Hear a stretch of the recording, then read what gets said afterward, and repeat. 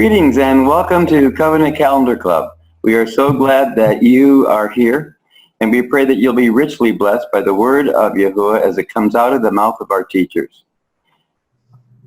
At this time, we'd like to go ahead before we get started and just give you a warm welcome, a big shout out, and say, shall we, everyone? Hello. Hello. Shalom. We truly are glad that you are here, and if you would like to join us for the conversations and discussions after the teaching, go to studythecalendar.com and you can join us, become a Covenant Calendar member right there at the website, or contact us through email. And at this time, we'd like to go ahead and turn the screen over to Charlene. Charlene? All right. We will do that.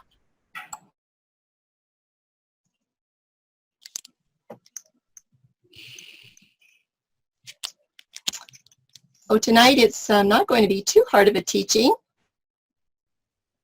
but it is long. I do have 99 slides. Some of them will go quickly and some will be a little bit longer. Let's get going.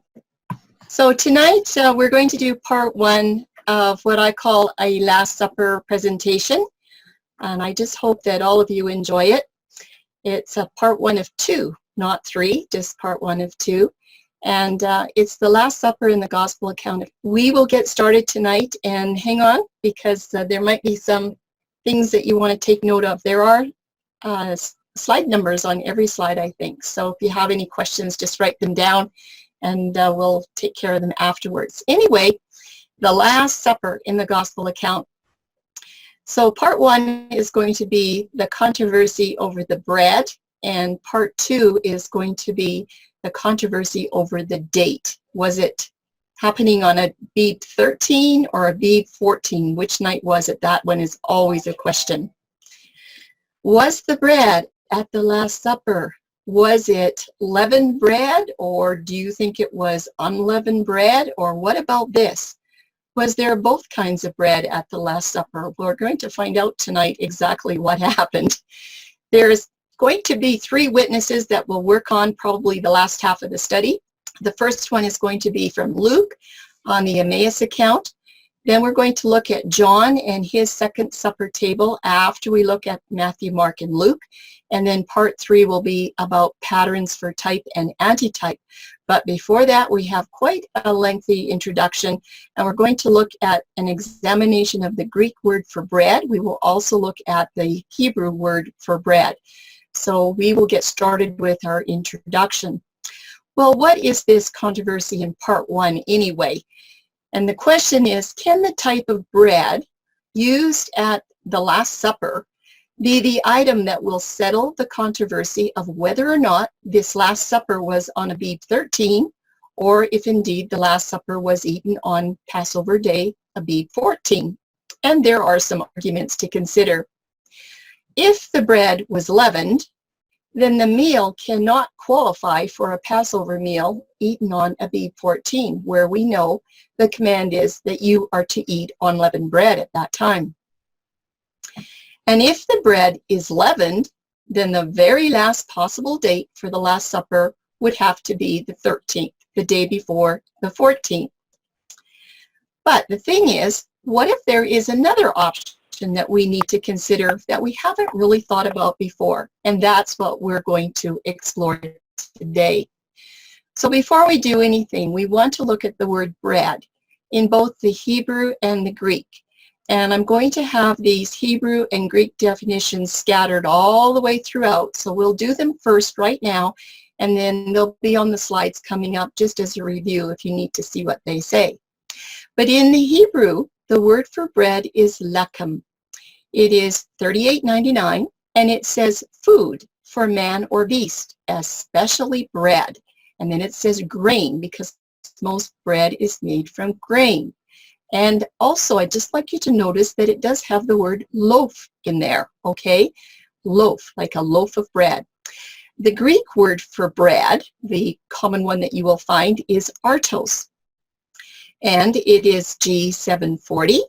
And it also says bread, but look what else. After that, it says as raised, as a loaf. And most of us think of a raised loaf of bread as leavened, not unleavened. There is another Greek word for unleavened, and it is azumos. We're going to be looking for that tonight as well. It has this definition, unleavened, very first thing, and then it says uncorrupted, especially for the Passover week. And then it has unleavened, and it has bread in brackets.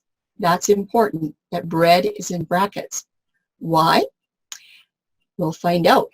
In the Greek text, azumos is never used in conjunction with bread, but only when identifying the festival of unleavened bread. Found that interesting as well. The Hebrew portion of this study is really important because the New Testament was actually translated from Hebrew into Greek. And this was for the Gentiles and the Greeks that couldn't read the Hebrew text. And at this approximate point in time, a lot of the Jewish people or the Hebrew people couldn't read Hebrew anymore either. They were all reading the Greek. Well, there are different types of unleavened bread in the scriptures. We're going to look at 3 different types right now. One is the unleavened bread or the matzah that you're all familiar with. And there are unleavened wafers, and some of you would be familiar with that.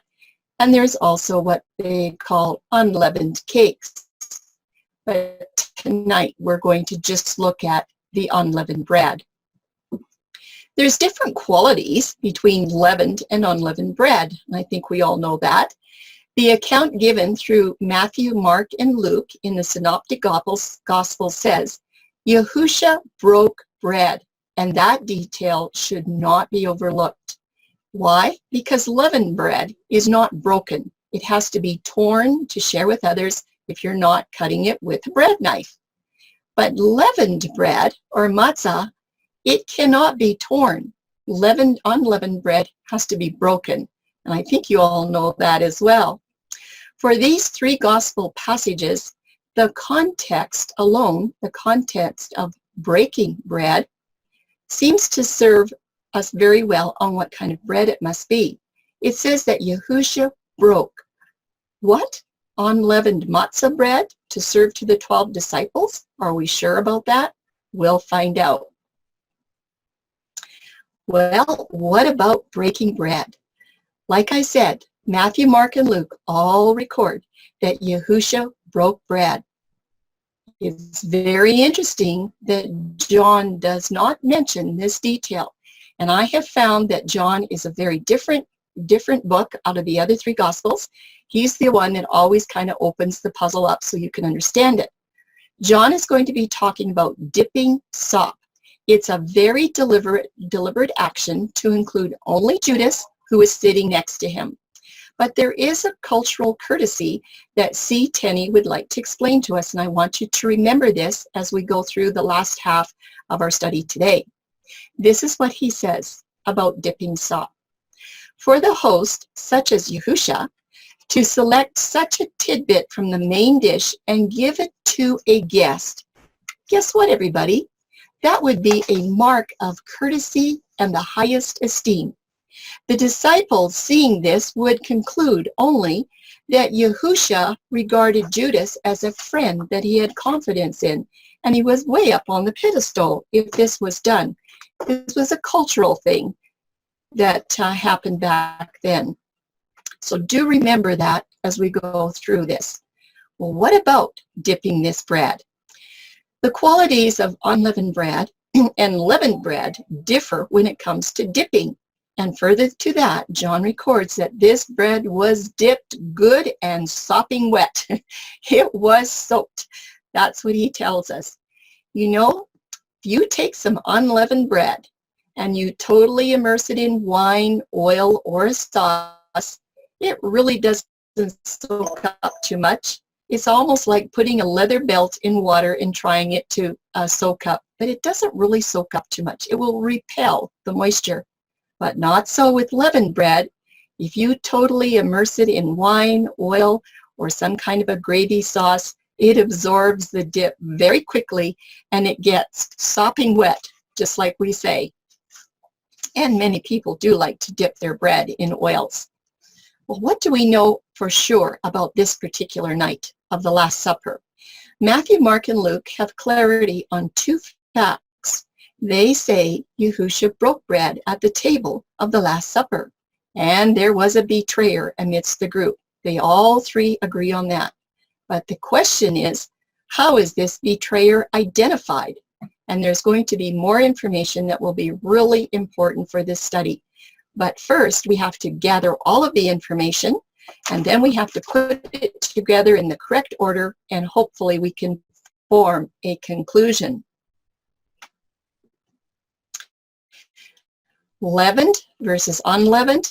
In an attempt to determine whether the Last Supper was a Passover meal or not, many evangelicals today are focusing on the issue of whether this bread at the Last Supper was leavened or unleavened. And do you know what? Some of them say this: if the bread was leavened, then the Last Supper qualifies for the Passover. Let me start over. If the bread was unleavened, then the Last Supper would qualify for the Passover meal.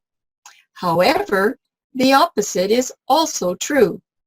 If the bread was leavened, then the Last Supper cannot be the Passover meal. It's just that simple. But you know what? Most are equating the bread with the meal. What about equating this bread with Yahushua? Maybe that would make a difference. Well, what we need to do tonight is review these Strong's definitions for bread. And we will do this quite a bit. In Hebrew, like I said, it's lechem, and we've already had it, so I'll go over it one more time. Lechem, it's food for man or beast, and it says especially bread or grain, and it also references to the showbread, but look what it says: eat, food, fruit, loaf is there, meat and victuals.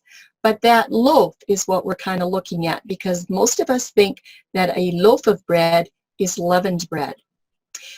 In the Greek, the word is artos, and it has definitely got in the definition as raised or a loaf. And then it says showbread again. So don't forget, for bread, in Hebrew it's lechem, in Greek it's artos. But did you notice there is nothing in either of these definitions that indicates that the bread is always unleavened? In fact, do you notice that both definitions kind of lean towards the definition of a leavened type of bread? There is a serious question.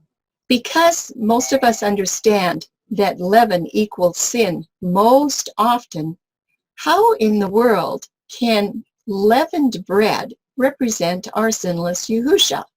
Because when I was learning about types and antitypes, it was always that it was the unleavened that represented our unleavened Savior, unleavened from any sin that touched him.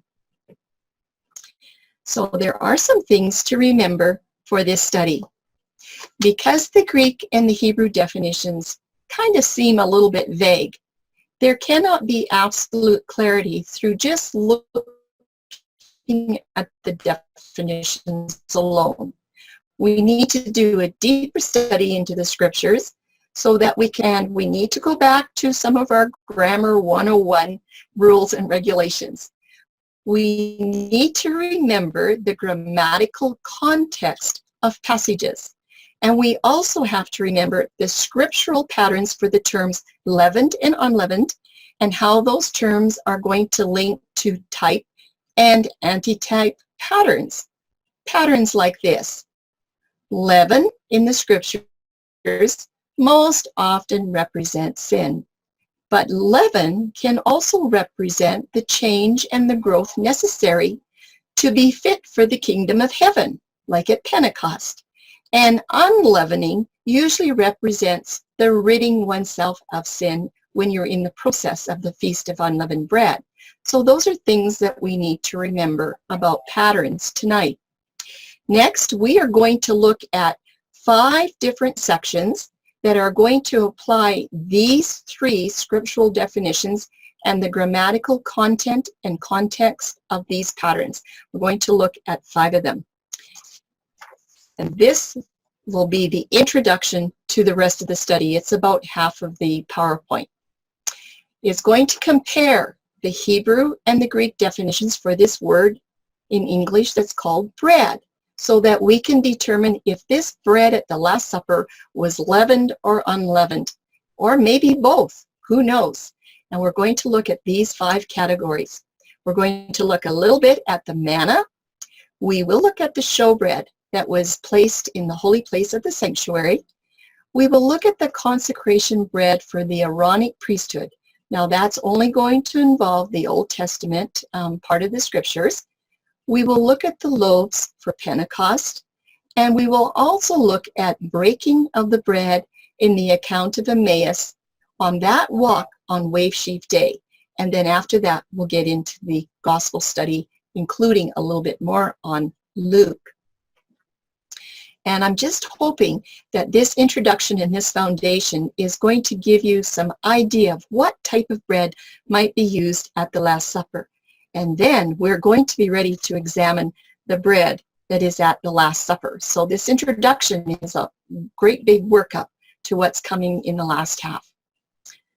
Our first section is on manna. It was bread from heaven.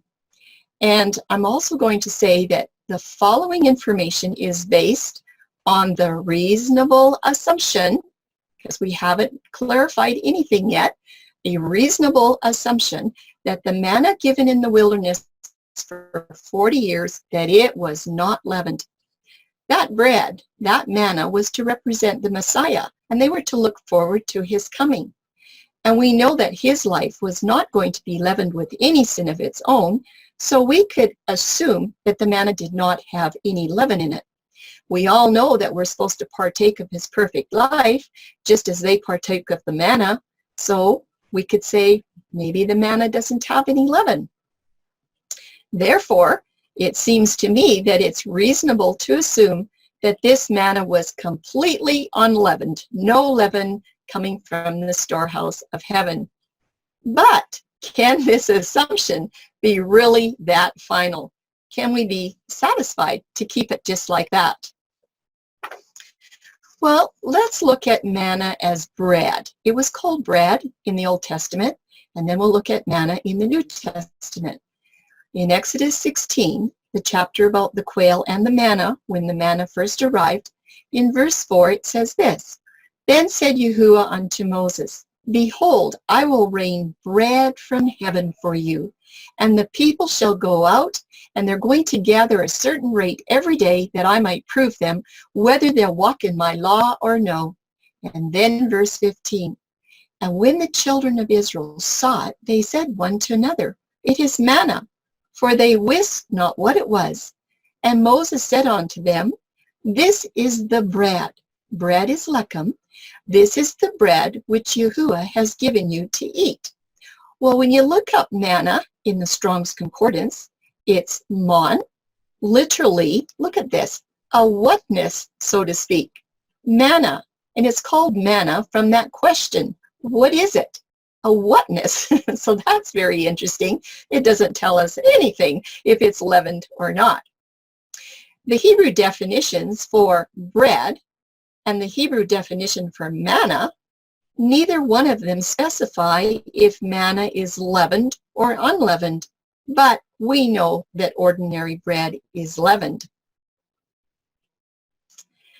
Well, we're done with that for the Hebrew. Let's just do a little summary. We'll have a little summary after end of each of these sections. So this is the summary for section number 1. The Hebrew word for manna does not give absolute clarity if the manna was unleavened. It just doesn't say. Now let's look at these scriptural patterns. They may give clarity using type and antitype comparisons. Like the manna type represents Yahusha as the antitype or as the bread of life. He has no sin of his own. So therefore, the scriptural pattern for both type and antitype seems to link to the unleavened concept more than leaven. Well, this pattern allows for that reasonable assumption that the manna was unleavened. What do you think about that? Could we make that reasonable assumption? Okay, let's look at manna as bread in the New Testament. In John 6:31, he writes, "Our fathers did eat manna in the desert. As it is written, he gave them bread from heaven to eat." Do you see what he has there for bread? Artos. And manna, in the Greek, it says this. Manna takes you back to the Hebrew origin. Again, manna. And then it says an edible gum. And that's all. It doesn't say if it's leavened or unleavened. There's nothing there. In John 6, the Greek word for bread, which is artos, that he uses and the way it's been translated in that verse, is used when he's referring to manna from from heaven as the lechem bread.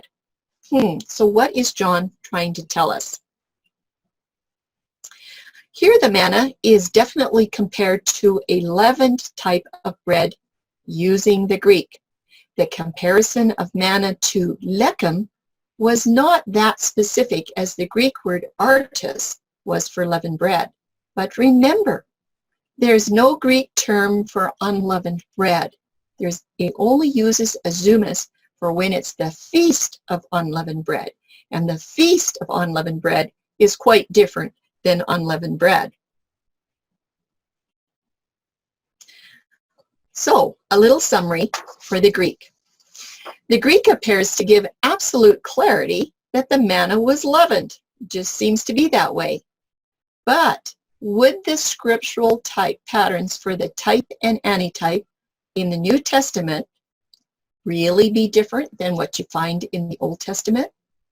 The concept of leavened manna really seems to break down when you try to do that comparison. Doesn't the type in the New Testament, or the types and antitypes in the New Testament, have to fit exactly into the Old? Yes, it does. So the pattern seems to be severely disrupted.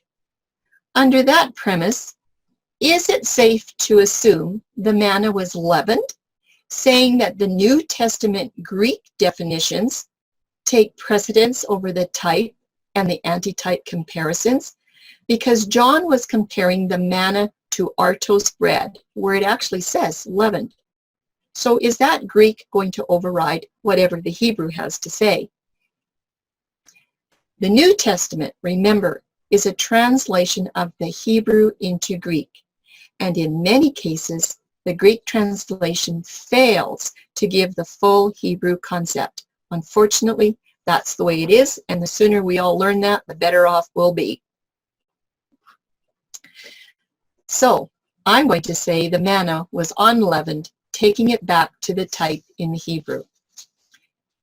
What about the showbread? This is a tricky one, but I want to bring it to you, and we're not going to finish it in this section. We're going to come back to it after we finish number 5 in this set, and then look at the showbread again. But let's just look at it right now.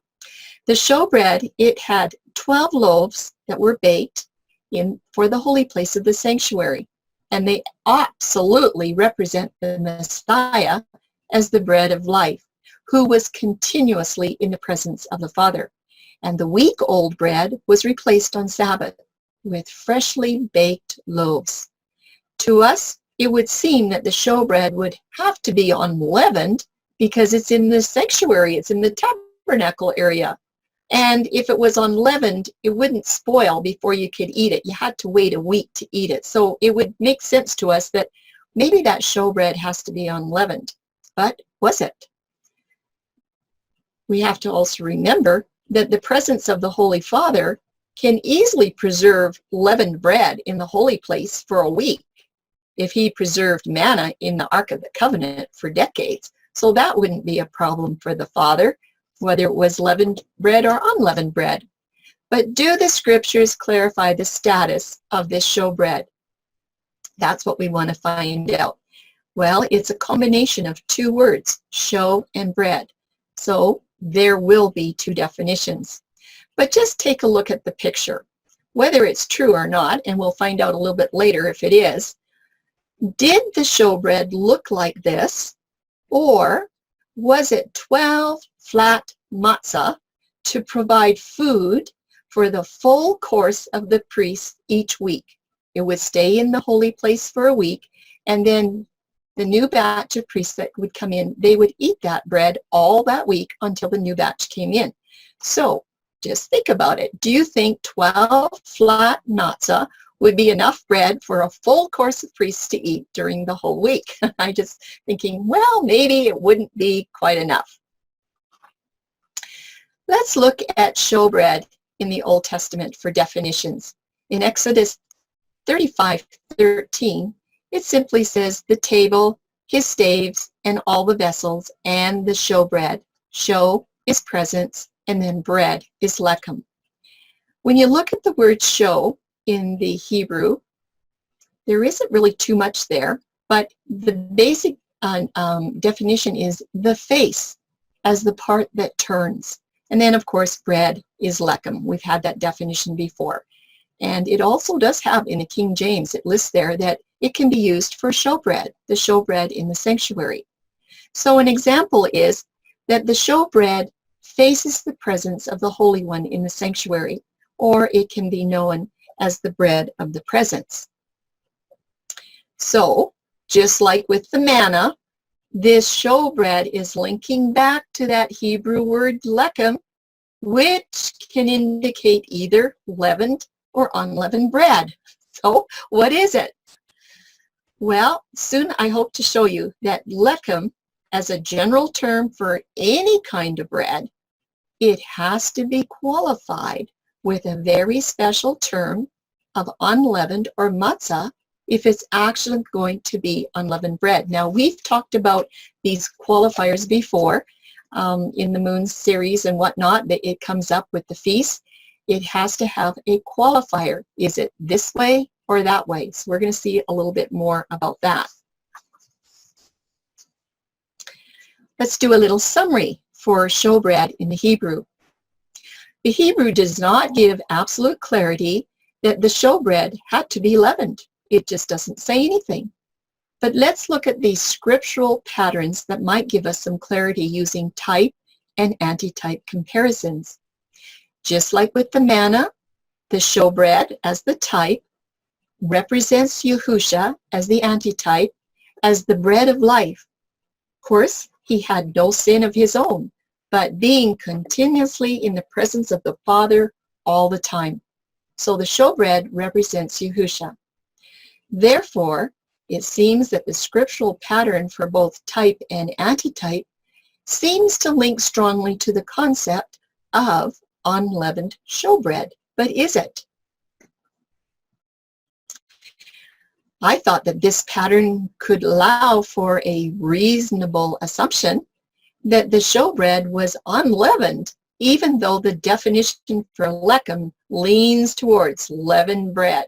And we're going to see if that assumption holds up or not. Let's take a look at showbread in the New Testament. In Hebrews 9, verse 2, it speaks about the sanctuary showbread, just like it is seen in Exodus. And as with the manna, the showbread also links to this Greek word artos, which indicates either leavened or unleavened bread. And even though artos can be leavened bread, this does not mean that the sanctuary showbread had to be leavened bread.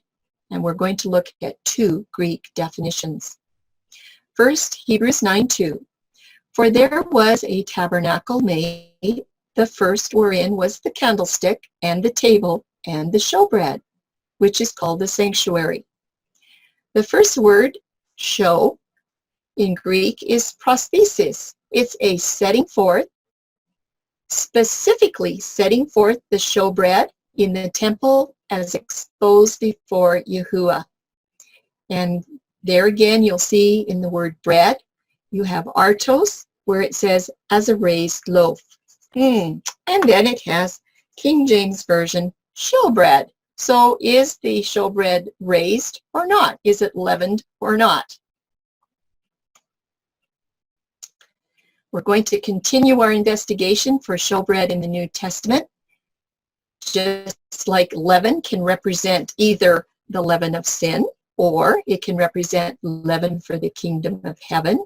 So too, the showbread could have represented the varied spiritual conditions of Israel. We know that so many times in the Old Testament, Israel was in rebellion and apostasy, and they were completely leavened by the ways of the surrounding pagan nations. They rebelled so much and they were in captivity so many times. Now let's look at the bread and the meal offerings that attended the blood sacrifices on the altar of burnt offering. Those had to be unleavened. There was absolutely no variance there at all. However, the showbread was never, ever offered on the altar of burnt offering. It was always eaten by the priests in a holy place. So you could say, well, if the showbread went onto the altar, then we know it has to be unleavened, but it never, ever did that. So we have to beware of comparisons that use the example of unleavened grain offerings upon the altar of burnt offering as the dictated rule that showbread always has to be unleavened. We have to be careful about that. This would be an acceptable rule if the showbread was ever offered on the altar of burnt offering for any reason. If we had any scripture that said you can offer the showbread on the altar of burnt offering, then we automatically know it has to be unleavened. Why? Because the grain offerings never had any leaven. They were offered in the courtyard. But this showbread was always contained in the holy place. It never ever was out there on the altar of burnt offering. There is a question to ponder. Could this showbread also represent two different mandates of Yahusha, not just Israel? We need to think about that as well. So let's do a little summary for the Greek showbread. The Greek appears to give absolute clarity of leavened showbread, just like it did with the manna. Again, would that scriptural patterns for the type and antitype in the New Testament, would they be different than what you find in the Old Testament? They can't. They have to be the same. That's where we have to look at context. So the concept of the leavened showbread seems to break down here if we hold to the idea that that showbread was always leavened, unleavened, because it represents the sinless life of Yahusha. So Greek doesn't help us out there one little bit. It appears that the pattern has been severely disrupted. Under this premise, is it safe to assume the showbread was leavened, saying the New Testament Greek definitions take precedence over the Hebrew definitions when they follow the same pattern with the manna? So far, it doesn't seem to me that there is a specific scriptural guideline for the showbread.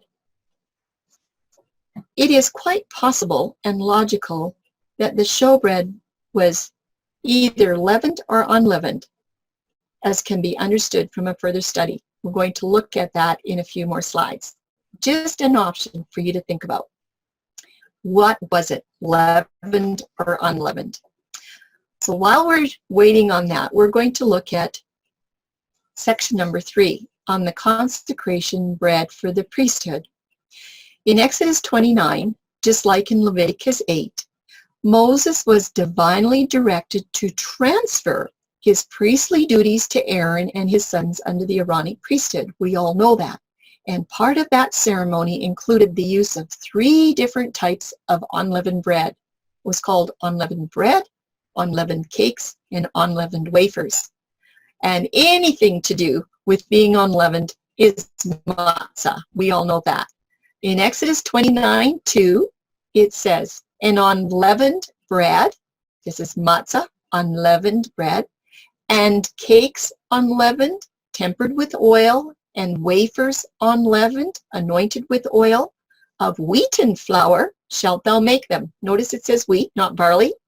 And then we're going to look at verses 23, 24, and 25. And 1 loaf of bread, it's lechem, and 1 cake of oiled bread, and 1 wafer. It comes out of the basket of the unleavened bread that is before Yahuwah. And thou shalt put all in the hands of Aaron and in the hands of his son, and shalt wave them for a wave offering before Yahuwah. And thou shalt receive them of their hands, and burn them upon the altar for a burnt offering, for a sweet savor before Yahuwah. This consecration bread in the Old Testament has some interesting things to teach us. And remember, it's only mentioned in the Old Testament, and it's always, always unleavened bread every single time. When we look up the word unleavened in the Hebrew, it's matzah, in the sense of greedily devouring for sweetness, properly. And then it says sweetness, concretely sweet, not soured or bittered with yeast, specifically an unfermented cake or loaf for the festival of Passover, because no leaven was used. And then it has unleavened bread or an unleavened cake, no leaven. So unleavened, basically, no leaven at all. Can't do it. And then we have this bread, is the lechem. And it seems to be that it could be a loaf of bread. Another note on consecration bread. All of the following were unleavened. They were all matzah in one basket of unleavened bread. We have bread, which was lechem, it's called especially bread. There were cakes like challah or a cake, and then there were wafers, rakik, like a thin cake, a wafer. We all know about that as well. All three grain products for the consecration of the priests are noted again as lechem, 3899. That Hebrew definition seems to indicate none of the grain items are unleavened unless they are qualified by that term matzah. So if you have lechem together with matzah, then you have an unleavened product. Subsequently, every reference to manna, bread, cakes, wafers, or showbread cannot be understood as unleavened if matzah is absent. So if matzah isn't there in the content and the context, then they are not unleavened. You have to have it. And of course, there's no New Testament counterpart for the use of unleavened bread, cakes, and wafers for the consecration of a priesthood in the earthly sanctuary, because that priesthood was over once Yahusha died. So we don't have a New Testament reference to look at. And we all know that Yahusha is now our high priest of the highest Melchizedek order, and his sinless life links directly to and fulfills any unleavened item, be it grain or drink offerings. He's the one that did it all. Let's just do a little summary for Hebrew on this consecration bread. The Hebrew gives absolute clarity for the consecration bread, for the cakes and the wafers that were unleavened, taken from that basket of unleavened bread. We have no doubt about that at all. These unleavened grain items were waved heavenward before they were laid on the altar of burnt offering.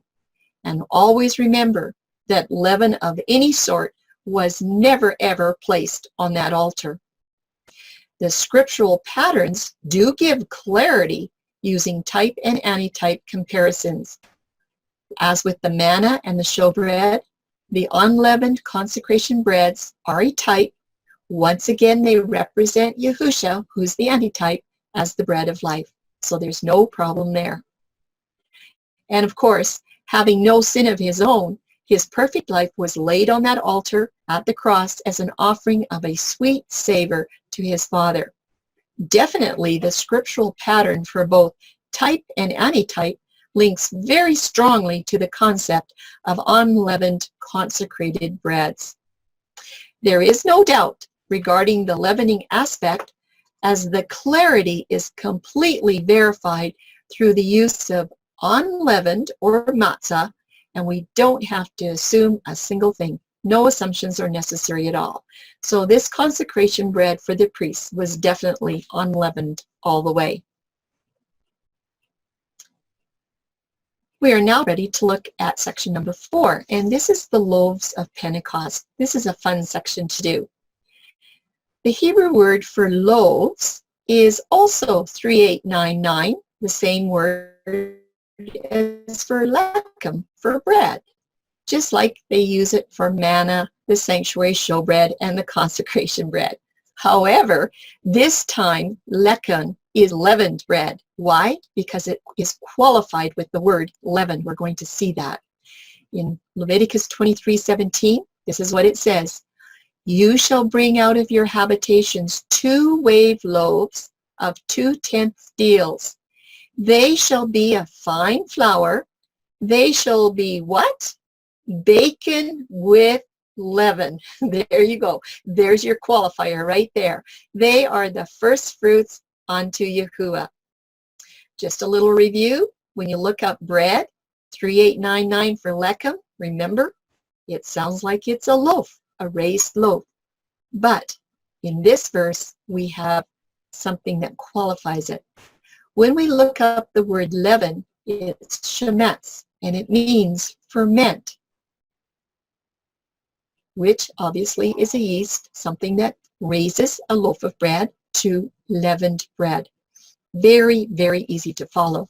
So we're getting to the summary for the Hebrew on these Pentecost loaves really quick. Just like with the consecration bread, the Hebrew again gives absolute clarity that these Pentecost loaves were leavened. There's no doubt about that whatsoever.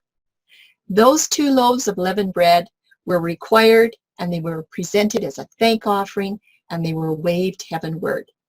The first fruit sheaves of the wheat had been consecrated in its natural state. These Pentecost loaves were from the new harvest of wheat. It was reaped, it was threshed, it was ground and pounded to flour, then it was leavened, it was salted, it was kneaded, and it was baked. And guess what? All by human hands. The scriptural patterns do give clarity using these type and antitype comparisons. Listen to this. The leaven type in this bread represents Yahusha as the great teacher. His life that is mixed with the life of individuals represents truth and spirit-filled people preaching the gospel for the kingdom of heaven. Only Yahusha's spirit-filled leaven can change the sinner to reflect him. And don't forget, we are the ones that go through the reaping, the threshing. We have to get ground to find flour, and then we have to be leavened by Yahusha. We have to be salted and kneaded and baked, and he's the one that does it. We have to go through all of that to be leavened for him and for the kingdom of heaven. Just like with the consecration bread, there's absolutely no doubt regarding the leavening aspect here for the Pentecost loaves, because the clarity is completely verified through the use of leaven or shemetz in the verse, so no assumptions are necessary. That makes it easy. Just continuing our summary for these Pentecost loaves, so far the Hebrew has shown that lechem bread can be either leavened or unleavened. If the lechem is not qualified with the terms of matzah for unleavened bread, or if it doesn't have the term shemet for leavened bread, you can't tell for certain if that bread is leavened or not. You just can't tell. You have to do further research. So at that point, you would have to carefully consider all of those scriptural patterns, the types and the antitypes, and or you have to look at the context of a passage, which is exactly what has to be done in the next section. We're going to do that. But first, I promised you that we're going to look at the showbread and to consider some other options. And there's just a few more slides. So let's go back to the showbread question. Just a little review. The consecrated loaves for the Aaronic priesthood were unleavened, being qualified by the term matzah. But the Pentecost loaves were leavened, and that was qualified by the term shemetz for leavening. The 12 loaves for the showbread in the holy place of the sanctuary represent the Messiah as the bread of life without any sin. But his life was also given for the kingdom of heaven, the leavening for the kingdom of heaven. And he stands continuously in the presence of the Father for that purpose. Do the scriptures clarify the status of this showbread? Nope, I can't find it, not yet. I haven't done a complete study, but right now I'm saying no, it doesn't. Why? Because there is no qualifier for this showbread to be either leavened or unleavened. I haven't found anything that says that the showbread has matzah attached to it or it has shemet attached to it for leavened. Haven't found one single thing. And remember, we're back to our question. How would 12 flat matzah provide food for the full course of the priesthood for a complete week? That's just something to think about. And sometimes we have to use our logic and our common sense. I want to share with you something that I just found on the internet from the Temple Institute about baking the showbread because of all this controversy about does the showbread have leavening or not. And you know, they're trying to raise up this temple and get everything just right in order so it's all perfect and ready to go. Well, somebody has finally discovered the recipe for the showbread, that they can get into the sanctuary and it can be there for a full week and it's not going to spoil. And this is what it says. It was also discovered that each time the Hebrew word solet is used in Torah, solet is fine flour of wheat, remember that. Each time in the Hebrew word solet is used in Torah, it signified the method with which the flour was ground. And these purple comments are mine, specifically like the fine flour. Now look what it says. Since Torah forbids the use of yeast in the Holy Temple, and now look what it goes on to say, other leavening agents were necessary. Something's going on here. 40 minutes is required for the kneading process. And I'm saying, when I've made unleavened bread, I don't remember kneading it for 40 minutes. It usually doesn't need it. The bread is baked in large ovens, and it tells you the measurements there, 40 centimeters by 80 centimeters, with 8 centimeter thick walls. That's just about 4 inches. Gemara relates that a recurring miracle guaranteed that the showbread remained fresh for 1 week from the day it was baked, without the need for storage or refrigeration. The shape of the bread is achieved by using baking forms, as it was done in the Holy Temple. The 2 different shapes have been produced by Professor Amar, the conus shape as depicted on the ancient Chasmonian coins, and the shape known as taba prutza, the shape of an inverted Hebrew letter ket. And my question is, what do you do with the showbread in the holy place of the sanctuary when it's going to be the Feast of Unleavened Bread for 7 days every Passover festival? That's the part that I don't know. Well, let's just wrap up some conclusions for this showbread with a big question mark, if we can, and maybe somebody will pick up the research and give us some answers. The research that has been completed thus far is the sanctuary showbread could have been leavened. The sanctuary showbread could have been unleavened. It could have been either which way.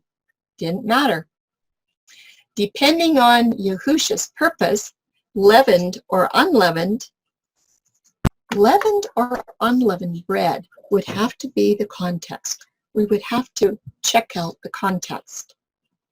So if that is so, we can ponder this question. What kind of bread would be placed in the holy place during the 7 days of the Unleavened Bread Festival, which usually will include some cycles of 2 weeks? It's not always that this festival is from the 1st day to the 7th day. So, the showbread in the sanctuary, was it raised bread? Was it matzah?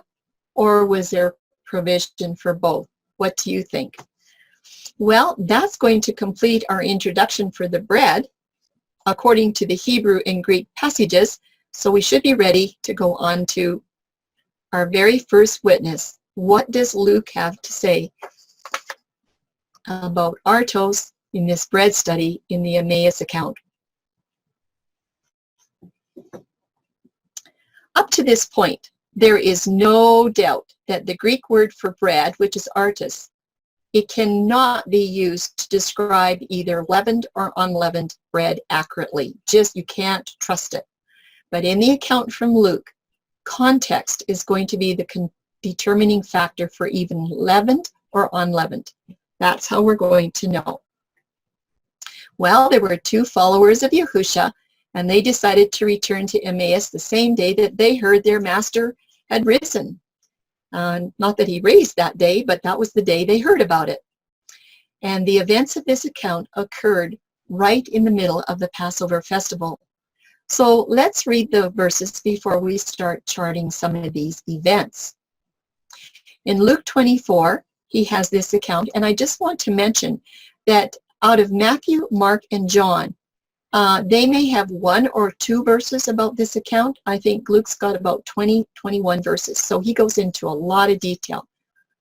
Now upon the first day of the week, that would be the 18th of Abib, very early in the morning, the women with spices came unto the sepulchre, bringing the spices that they had prepared, and certain others with them. And they found the stone rolled away from the sepulchre, and as they entered in, they did not find the body of Yahusha. He is not here, but he is risen. Remember how he spoke unto you when he was yet in Galilee, saying, the Son of Man must be delivered into the hands of sinful men, and he needs to be crucified and the third day raised again. That's what the angel said to the women. And they remembered his words, and they returned from the sepulchre, and they told all these things about that he was risen unto the 11, and there was other people as well, unto the rest of them. And behold, two of the followers that were in verse 9, went that same day on the 18th to a village called Emmaus, which is from Jerusalem about a 7-mile walk. And they talked together of all these things which had happened. And it came to pass that while they communed together and reasoned, that Yahusha himself drew near, and he went with them. And it came to pass, as he sat at meat with them, he took bread, it's artos, bread, and he blessed it, and he brake it, and he gave it to them. And their eyes were opened, and they knew him, and he vanished out of their sight. And they told what things were done on the way, and how he was known of them in the way that he was breaking this bread. And again, it uses the word artos. Are you wondering about the use of artos here as leavened bread? Did Yahusha really have leavened bread in his hands? Let's take a look. This little chart is just of the first 5 days of Passover. That's all we need for this little study. We know that the midst of the week was the 4th cycle. That was Passover. The next day, the 5th cycle, or Thursday, was the Feast of Unleavened Bread. Then we had Preparation Day just before the weekly Sabbath on the 16th. And the Sabbath day and the resurrection all together were on the 17th. And of course, following the Sabbath day is the first fruits, or the wave sheaf festival, on the 18th. And that's when Yahusha joined his 2 travelers.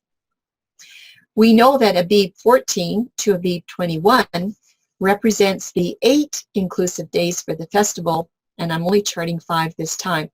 But we also know that from the 15th to the 21st represent the 7 days of the Feast of Unleavened Bread. Only unleavened bread, cake, or wafers are eaten during those days, and that happens to include the first cycle, Abib 18, or the day of wave sheaf. The women, the disciples, and the others, they discover their master is not in that tomb on this wave sheaf day. And then, of course, we know that Yahusha caught up with them later in the evening on this road to Emmaus, and he accepted their invitation to dine with them after they asked him 3 times.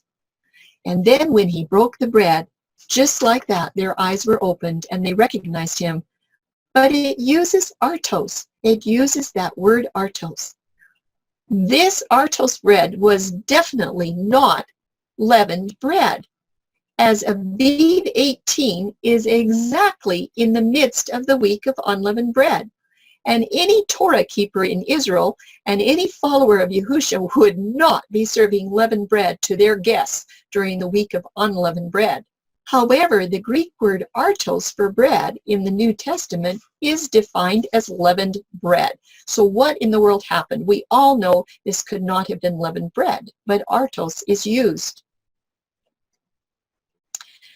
Did these two disciples of Yahushua really serve him leavened bread during the week of unleavened bread? Would you expect that to be the context of this scripture?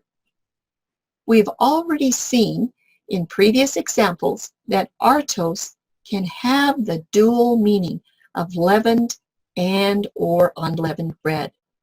And in the Emmaus account, we have to agree that the artos was absolutely unleavened. There's no way. You probably couldn't even find leavened bread in the state of Israel at that point in time. Probably pretty impossible. So what's the summary for Luke's Emmaus account? Well, we need to look at this Greek word for unleavened first. Remember I said it's the word azumos, and it actually means unleavened. It means uncorrupted, and it means something that is used during Passover week, like unleavened bread. And I'm just sure many are wondering why Luke's account for the unleavened bread that is eaten on the wave sheaf day was not linked to the word azumos, the Greek number 106. It seems to me it would have been really easy to do that. The New Testament uses this word azumos for unleavened, but only in connection with the festival of unleavened bread, not the type of bread. And there's a reason for this that we're going to examine. But first, let's go back to the fourth day of the Feast of Unleavened Bread. I'm leaving the Greek word for unleavened right there at the top as azumos. In Hebrew, it would be matzah. On that fourth day of the Feast of Unleavened Bread, we all know that that bread being broken by Yahushua is azumon. There is very likely no leavened bread, no artos in the land of Israel for this entire 7-day feast. You probably wouldn't find a breadcrumb anywhere. And in Luke's account, the surviving Greek texts read artos, which is the common word for normal leavened bread. That's what you read. This appears to be a simple oversight by those who were copying or translating the original text. Why didn't they be a little more careful and get azumos in there instead of artos? There are many, many variations of the New Testament writings in the Greek where the best Greek word sometimes is replaced with a very similar Greek word that seems to be more in accord with the local language when the manuscript was copied. And now we're going to take a look at what is Koine Greek. That's what we have to determine. This is a Greek dialect aimed at the common people. It's called Koine. And when there seems to be a conflict in the New Testament, as there is here with Luke, then the full and proper understanding has to be taken back to the Torah. You have to take it back to Hebrew definitions and to type and to antitype and what you're commanded to do. We can't just rely on the Greek. Sometimes Greek is really hard to work with because of this Koine Greek. They don't always give you the best word. These variations in the Greek text do not always degrade the text, but rather they help us to understand why it's so important, everyone, to choose the definition that fits the context and the content of every verse when it looks like there is a discrepancy. You can't just stop at looking at the definition and not go further. You need to check it out. So I think we're about ready to do a summary for Luke's Emmaus account. Even though that Greek word for bread, which is artos, it holds that definition for leavened bread, the context of Luke's passage overrules the definition. Any follower of Yahushua would not be serving leavened bread on a day right in the middle of the 7-day feast of unleavened bread. They just wouldn't be doing it. They had been practicing this for hundreds of years. So we can be really thankful for Luke recording this event on the road to Emmaus with all the detail that he had, because remember I told you the other gospel writers only have 1 or 2 verses. This one testimony, everyone, it's the red flag that sets everything straight. This is where you have to go and figure it out. Otherwise, if Luke wouldn't have recorded this, it would have been so easy to say that the leavened bread represented Yahushua's flesh with our sins. That's what I have heard out there. But remember, our sins do not make his flesh sinful. He carries our sins, but that doesn't make his flesh leavened with sin. So because of Luke, we have a really good understanding exactly what's happening with this word. Let's do some conclusions regarding this bread in both the Hebrew and the Greek so we can get to the last part of our study. Don't forget, the Hebrew word for bread, which is lechem, it's used for both leavened and unleavened bread. And the Greek word for bread, which is normally used, artos, it also refers to both leavened and unleavened bread. Therefore, to understand if bread is leavened or unleavened, you have to know that Hebrew and Greek definitions cannot always stand alone. You have to look at the context. You have to give it very serious consideration. And then you need to look at the scriptural patterns for the type and the antitype, because everything has to be in full alignment. And all those 3 steps are really important to find the true definition of a passage. So everybody can do it. Just a little bit of grammar and start looking at your definitions really carefully, taking back the Greek, taking it back to the Hebrew, looking at the type and the antitype, etc. So there'll be some practice there. We have seen several times where the Greek word for bread is used to identify both leavened and unleavened, and that very same word artos is mentioned, guess what, in the account of the Last Supper. That's where you're going to find it, and that's where we're going. Was that bread at the Last Supper artos, leavened bread? And so far we have seen that the Hebrew definition for the word lechem, it's not strict for unleavened bread unless you have a qualifier that says you have to put leaven in there or it is unleavened. It has to have the qualifier of shemet or matzah. Okay, so you're looking for qualifiers. In Greek, that word azumas is the absolute best word to indicate unleavened bread. If the text would not have used the Koine Greek, that would have been the best word. That would have just kind of settled everything. So we're going to consider the verifying factor of type and antitype patterns after taking a really careful look at the Last Supper in the 4 Gospels. And this is the part that I hope that you're all excited about. We're going to look at this second witness for artos in the bread study. And basically, it's going to be about John's Gospel because he's the one that talks about the second supper table that night. But before we look at John's Gospel, we're going to look at Matthew, Mark, and Luke. We're going to be connecting that Emmaus testimony that we just saw in Luke to the Last Supper. For that Hebrew word about bread, why it wasn't translated properly as azumas to indicate it was unleavened, and that Greek word of artos that can take on either definition of leavened and unleavened. We want to get this sorted out once and for all. Absolutely, everybody. There was bread present at the Last Supper. But as to leavened or unleavened, that is not to be determined by observing only the Greek definitions used for bread. You can't just look there and stop there. We've got to have a very careful account looking in John, and perhaps this questionable area is going to reveal another clear answer by again considering the context and scriptural patterns. That's what we're going to do. John is the one that solves this puzzle again.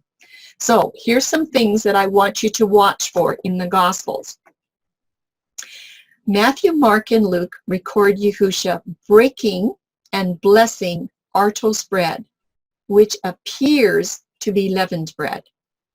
John does not record Yahusha breaking or blessing any artos bread. He doesn't have it in there. In fact, John doesn't record anything about the supper table where the bread and the wine emblems were offered by Yahusha in remembrance of him. He's completely quiet. And it's extremely important to note this stark omission by John. Why doesn't he include that? Why doesn't he set the record straight? We're going to find out why. And John has some other information. Just a little reminder. John records nothing about the event where the bread and wine were given to the disciples. And that was such an important little session there. That was such an important ordinance. And why didn't John record it? There's nothing. He's completely silent. After supper was ended, Yahusha washed the feet of all the disciples. But only John is the one that tells you that. Nobody else says a word about the foot washing. And then, after the foot washing, that's when you find out from John that Yahusha went back to the supper table and he sat down. Guess what? Again, he sat down again. And only then does John record this artos bread, but it's in connection with giving it to Judas, and Judas accepted it. This artos bread, it was not blessed and it was not broken by Yahusha. John does not record that Yahusha ate any of it, but merely the fact that Judas was going to accept this artos bread in his presence. And then a few verses later, John connects this artos bread with the sop that was dipped in a very interesting way. But we have some questions to ponder first. Would you try to remember these questions as we go through these Gospels? Because I want you to think about something before, during, and after of the things that we read. In the Synoptics, Matthew, Mark, and Luke, this artos bread that Yahusha blessed and broke, and then he gave it to all, and he said it represents his broken, perfect body. You'll remember, you'll see that. Was that really leavened bread, like the Greek definition suggests? Or was it unleavened bread, according to a scriptural pattern and the types and the antitypes? Another question. Did Judas eat of that bread at the Last Supper ordinance or not? We're going to compare the Synoptic Gospels to John because he shows that the artos bread that he describes as a sop, or just a morsel of bread, a small bite, or just a mouthful, we're going to look at that definition, it was dipped by Yahusha until it was soaking wet. And then he gave it to Judas, and it was not blessed. Was this leavened bread, as the Greek definition suggests, or was it unleavened bread, according to a scriptural pattern for context? And another question. Why didn't the other disciples get any of this dipped bread? Why was it only Judas? After the foot washing, which disciples in the group were spiritually clean or spiritually unclean according to Yahusha's words? In other words, which disciples would be considered unleavened from sin, and which ones were leavened with sin, even though they had taken part of the bread and the wine emblems? We need to remember those scriptural types and antitypes when Yahusha compares the bread and the wine emblems to himself. What kind of bread would he have used for that divine comparison? Remember, when it comes to the use of the Greek word artos, the Koine Greek, context has to be king. We've got to put context above that definition. So now we are all ready to look at these 4 Gospels. I'm going to do quite a bit of reading. And I'm doing this reading on purpose because I want you to see what's happening. I'm going to have 2 columns here with the scripture on the left and a few comments on the right. In Matthew, Mark, and Luke, recording this event, all of them have 11 or 12 verses. When we get to John's Gospel, he has a lot more than 11 or 12. No, 10 or 11. He's got way more. You're going to see how many he has. So let's get started. Now when the even was come, he sat down with the 12. So in this right column, I want you to pay attention to these comments because they're going to be basically the same for Matthew, Mark, and Luke. And I want you to compare and see what happens when we get to the book of John. So I might not really go through them, but I'll just go through them this time right now. We're going to be looking at Yahushua sitting down with 12 disciples. One of you will betray me. Everybody asked, is it I? And then he says, he who dips in the dish is the betrayer. Okay? So those are the four things that are going to keep coming up in Matthew, Mark, and Luke. So let's continue reading in verse 21. And as they did eat, he said, verily I say unto you, that one of you shall betray me. And they were exceedingly sorrowful, and they began, every one of them, to say unto him, Master, is it I? And he answered and he said, he that dippeth his hand with me in the dish, the same shall betray me. The Son of Man goeth as it is written of him, but woe unto that man by whom the Son of Man is betrayed. It had been good for that man if he had not been born. Then Judas, which betrayed him, answered and said, Master, is it I? And Yahushua said, thou hast said. I want you to look at this right-hand comment. Judas asked if he was the betrayer. The answer is yes. But here's the question. Did Yahushua answer in such a way as to expose Judas to the whole group? Did everybody hear that answer? Let's look and see. Continuing in Matthew, and remember, nobody's recording this foot washing, all right? We're watching for that too. As they were eating, Yahushua took bread, it's artos, and he blessed it, and he brake it, and he gave it to the disciples, and he said, take, eat, this is my body. And the question is, would Yahushua really use leavened bread to represent his body? It had absolutely no leaven of sin. Verse 27, and he took the cup, and he gave thanks, and he gave it to them, saying, drink ye all of it. And there's the comment. Would he use grape juice in the cup that was unfermented to represent him, or fermented? Which one is it going to be? He says, this is my blood of the New Testament, which is shed for many for the remissions of sin. But I say unto you, I will not drink henceforth of this fruit of the vine until that day when I drink it new with you in my Father's kingdom. And when they had sung a hymn, they went out into the Mount of Olives. No record of foot washing. Let's look at Mark. 10 verses, not 11. We're watching for these same four comments that we had in Matthew. And in the evening he cometh with the 12. And as they sat and did eat, Yahushua said, verily I say unto you, one of you which eateth with me shall betray me. And they began to be sorrowful and to say unto him one by one, is it I? And another said, is it I? And he answered and he said unto them, it is one of the 12 that dippeth with me in the dish. So he's saying, he who dips in the dish is the betrayer. Again, he says, the Son of Man indeed goeth as it is written of him, but woe to that man by whom the Son of Man is betrayed. Good were it be for that man if he had never been born. And finishing up in Mark, as they did eat, Yahushua took bread, artos, and he blessed and brake it, and he gave it to them, and he said, take, eat, this is my body. And the question is the same.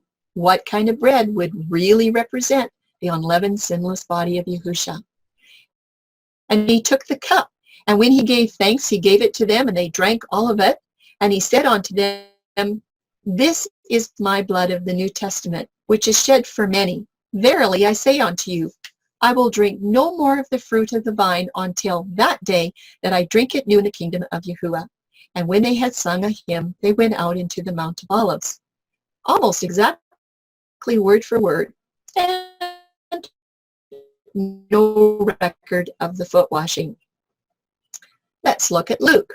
Only 10 verses, and I'm deliberately reading all of these 10 verses, even though you've heard them and read them many times, but I want you to see what's happening here. So here we go. And when the hour was come, he sat down, and the 12 apostles with him. And he said unto them, with desire, I have desired to eat this Passover with you before I suffer. He's saying, I desired to do this, but I won't be doing this. We've all talked about that before. He said, I desire it, but he's going to tell them he's going to eat it later. For I say unto you, I will not eat any more thereof until it be fulfilled in the kingdom of Yahuwah.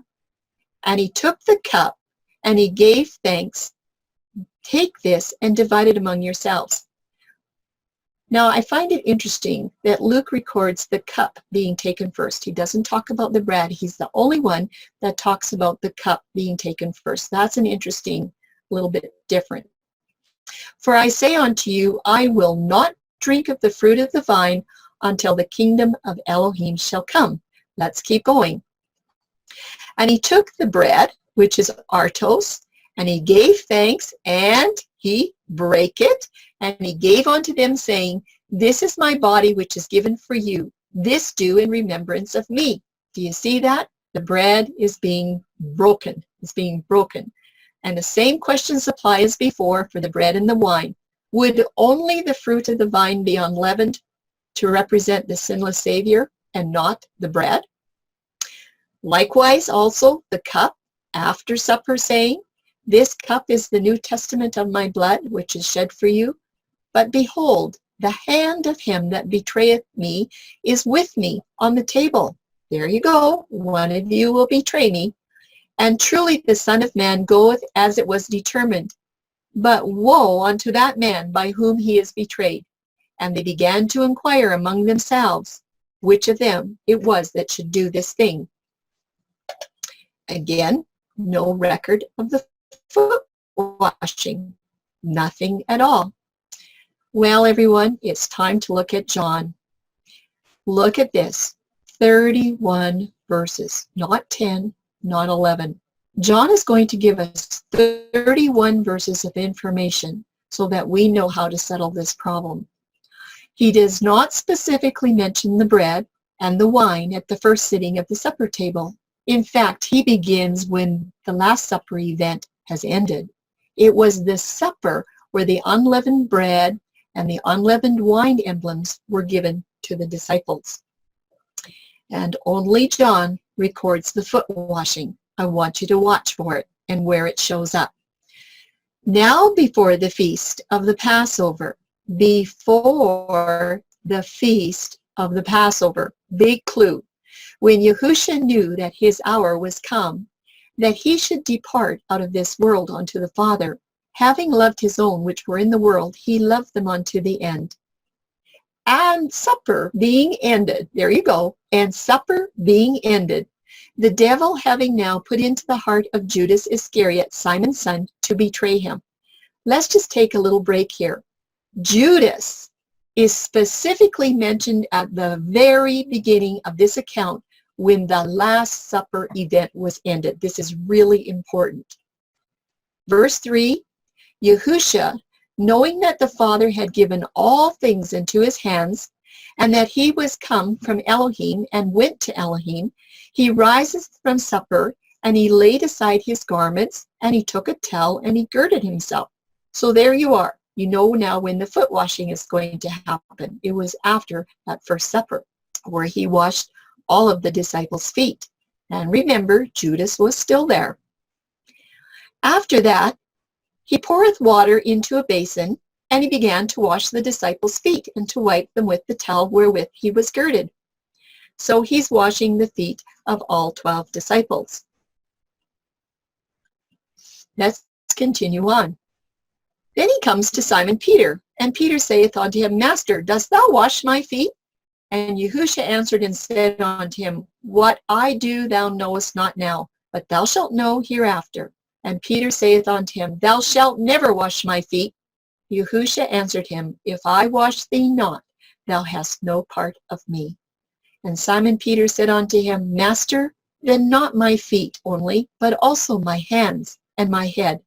And Yahusha said to Peter, He that washed needeth not save to wash his feet, but is clean every whit. And ye are clean, but not all. Right here, I want you to notice this is the first clue from John that there is a betrayer in the group. He says this many times. How many times does this come up? Let's keep counting. For he knew who should betray him. Therefore, he said, Ye are not all clean. So after he had washed their feet and had taken his garments and was set down again, he said unto them, Know ye what I have done to you? Please notice this is the second time that Yahusha is at the table. He's coming back from washing the feet, sitting at the table. This is very likely a round table, according to the following events that are going to be recorded.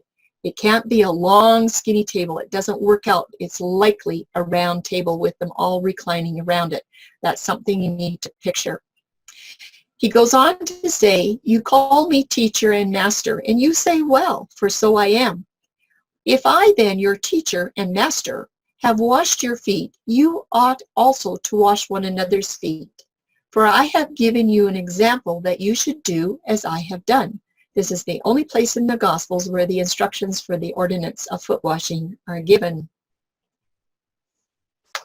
Verily, verily, I say unto you, the servant is not greater than his Lord, neither he that is sent greater than he that sent him. If you know these things, happy are ye if you do them. I speak not of you all. I know whom I have chosen, but that the scripture may be fulfilled. He that eateth bread, artos, everybody, he that eateth artos with me, hath lifted up his heel against me.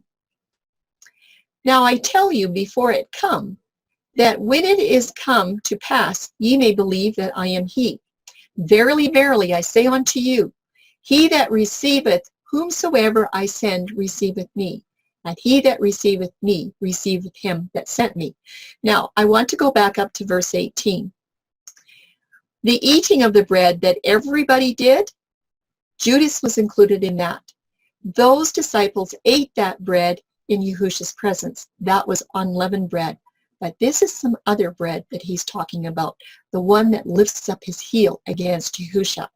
And right there in verse 18 is the second clue to everybody that there is a betrayer in the group. And they're all still wondering, who could it be?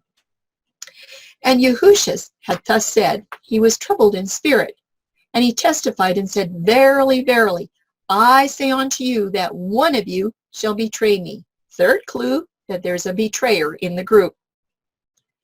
Then the disciples looked one on another, doubting of whom he spoke. And I want to tell you all that no other gospel writer reports that the disciples did not know who the betrayer was. Only John.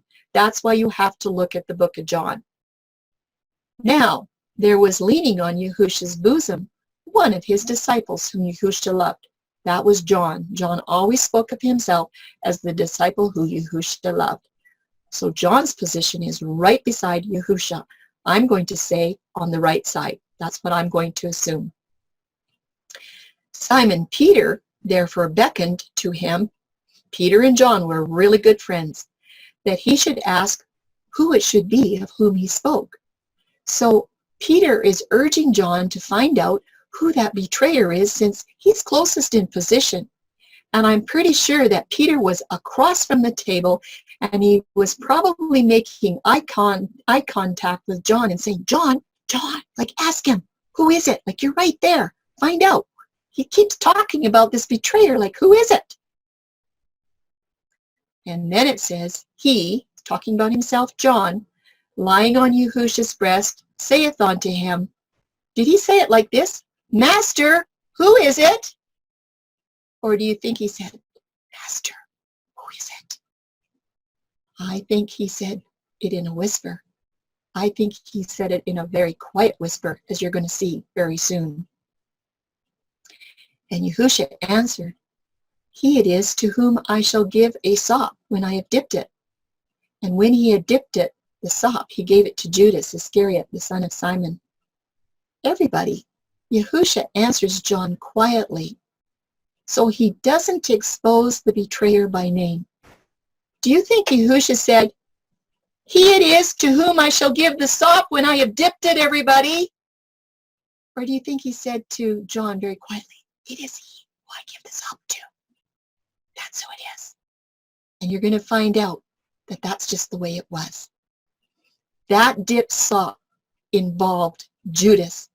He must have been sitting on the other side of Yahusha, on the left side, is what I'm going to say.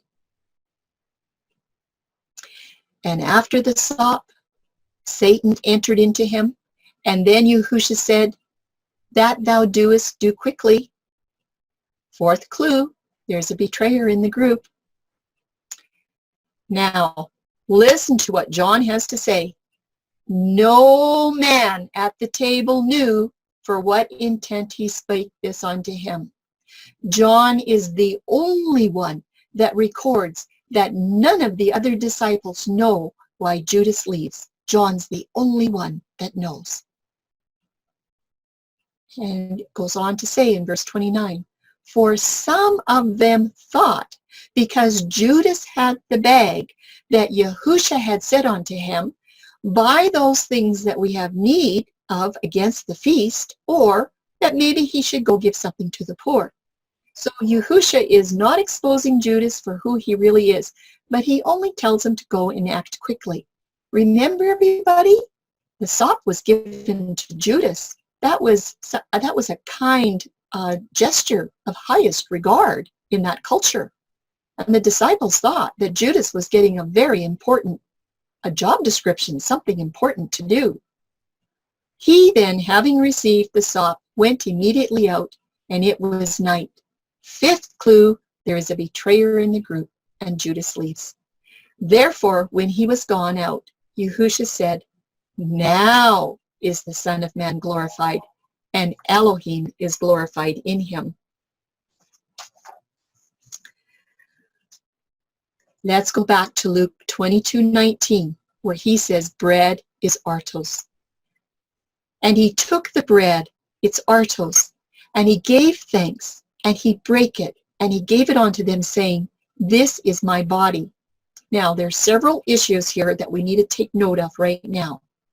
The definition of that Greek word artos does indicate leavened bread in lots of cases, but we already know that that word is also used for unleavened bread. But you have to look at the content and all that other stuff. Remember, there is a Greek word that could have been used for unleavened bread. It's azumos, but the translators didn't make that choice. They used the Koine Greek. Part 2 of the study is going to determine that the Last Supper that we're talking about right now is the day before the Passover festival. We already read that in the book of John. But at this point in time, everybody is still allowed to eat leavened bread if they want to. There's no command that they cannot have leavened bread. However, with that being said, don't forget that the Jews were preparing for the Passover festival.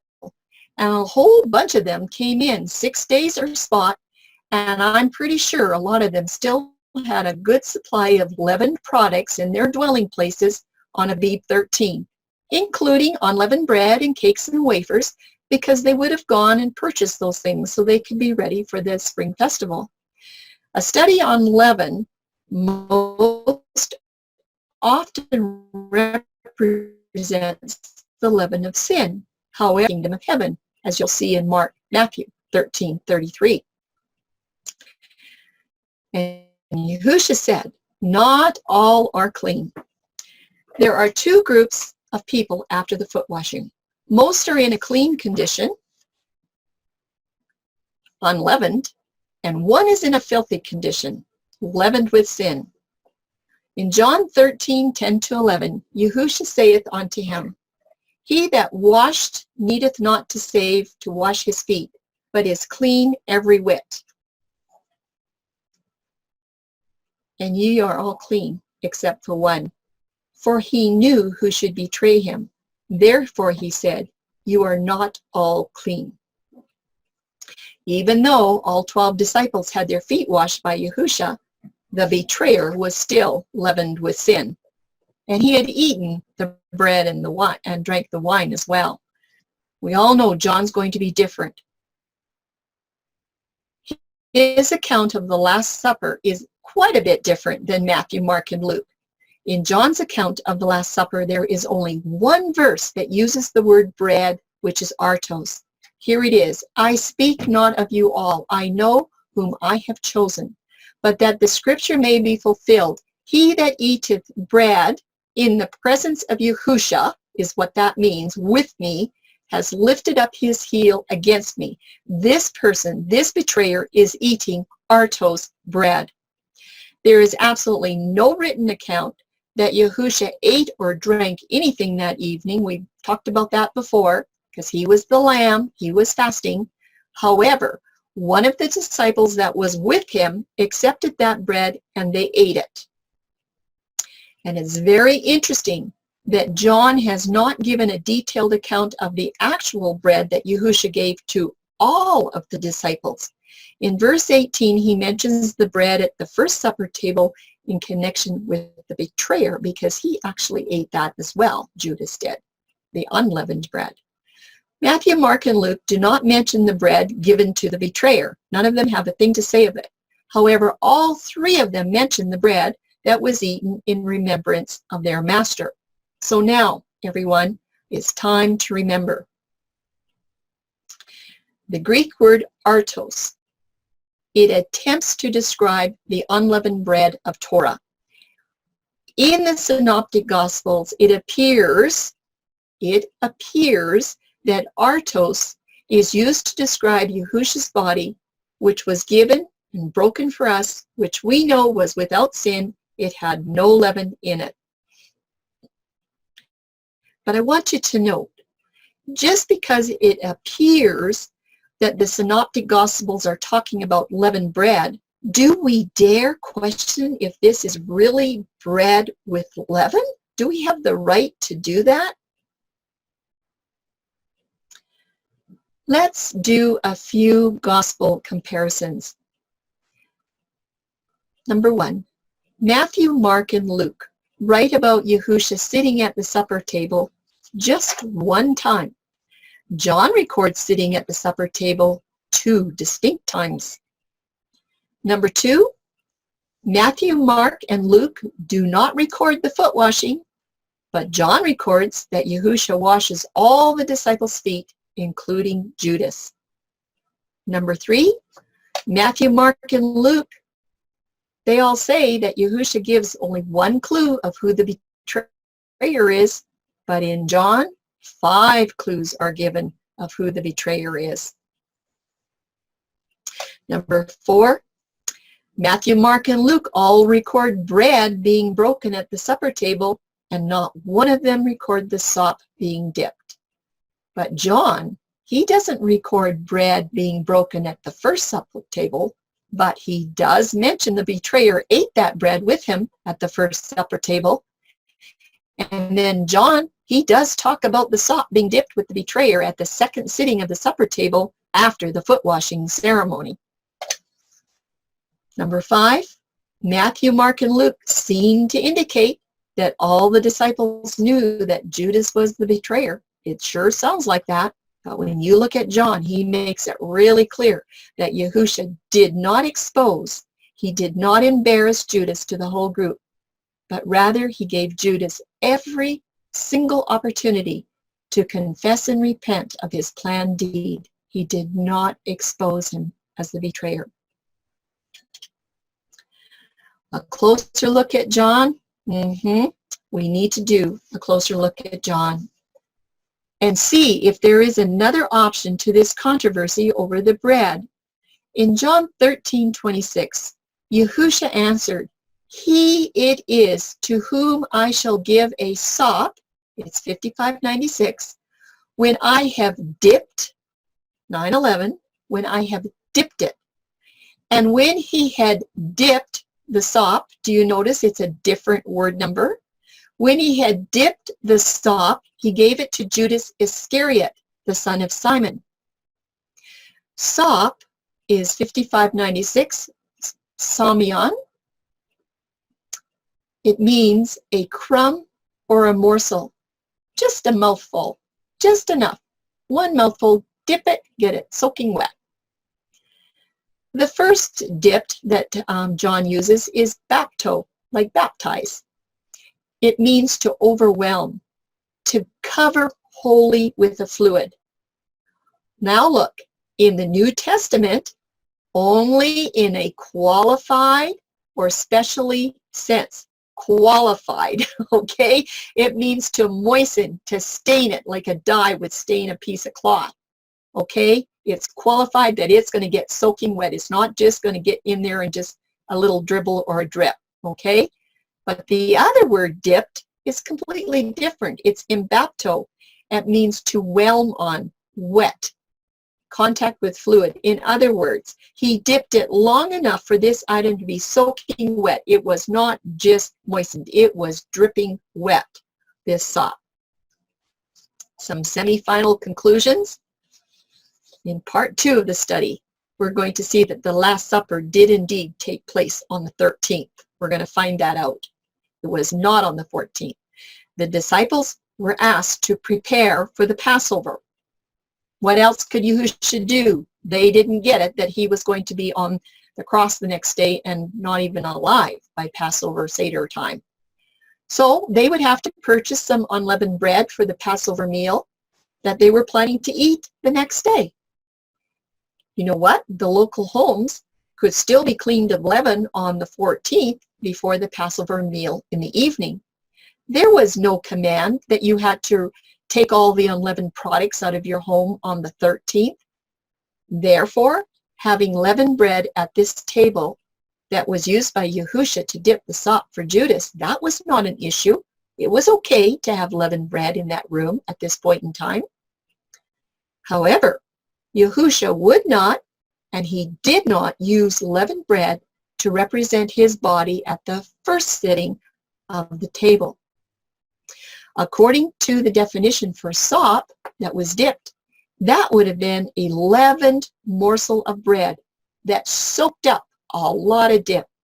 And it was only Judas that received that sop, indicating that he was totally leavened of sin. Very interesting.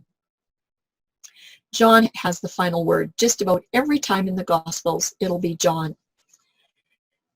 His Gospel was written around 90 to 100 AD, quite a bit of time after the Synoptic Gospels.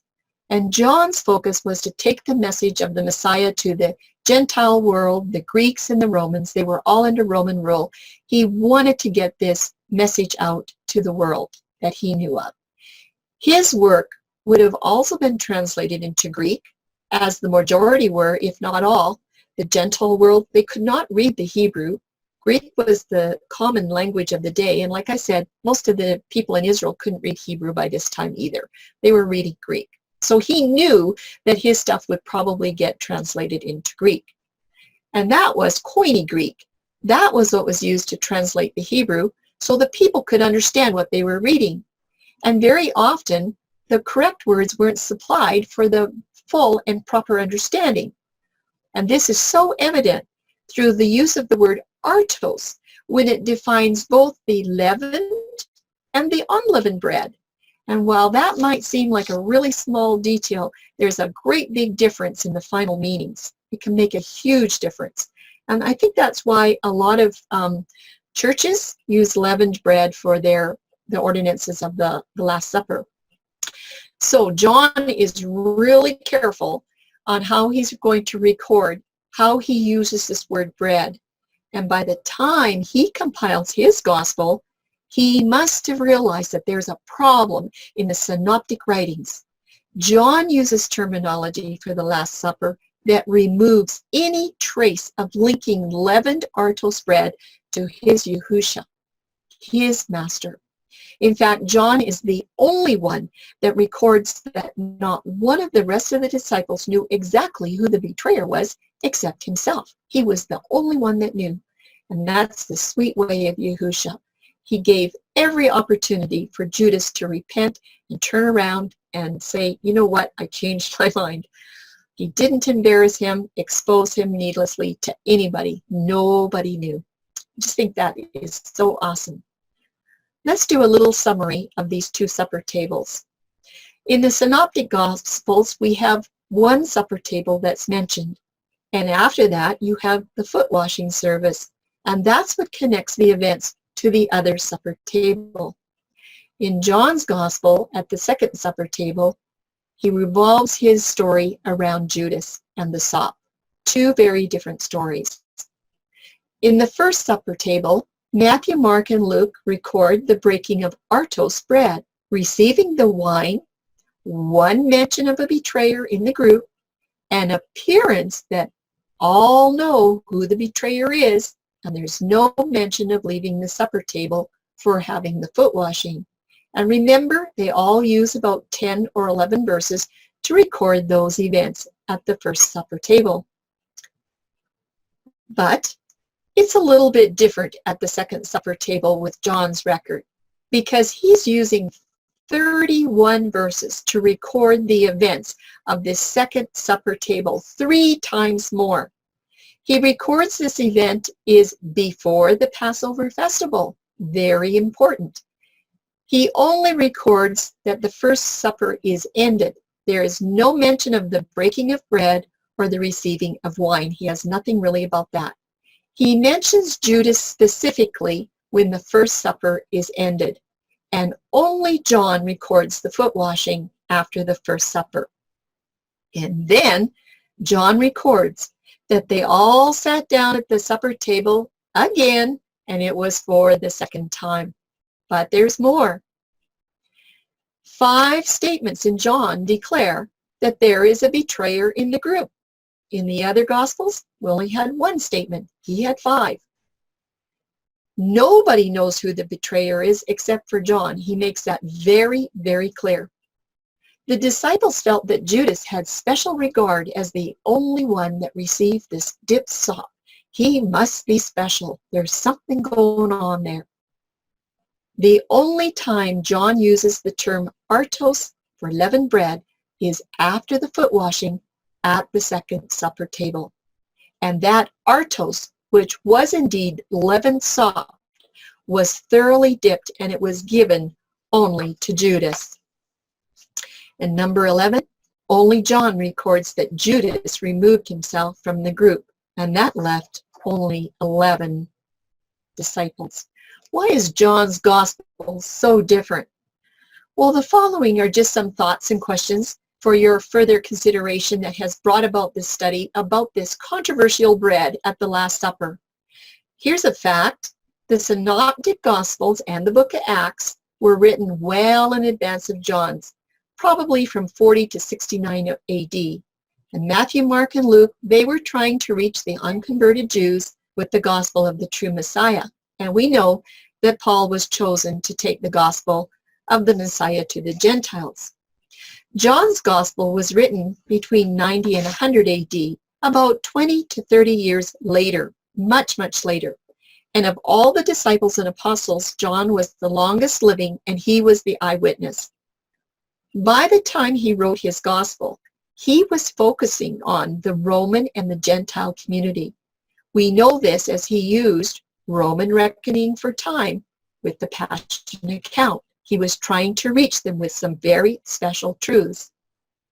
John was obviously very determined that his true Messiah was not going to be confused with any counterfeit Messiah. He wasn't going to take any chances.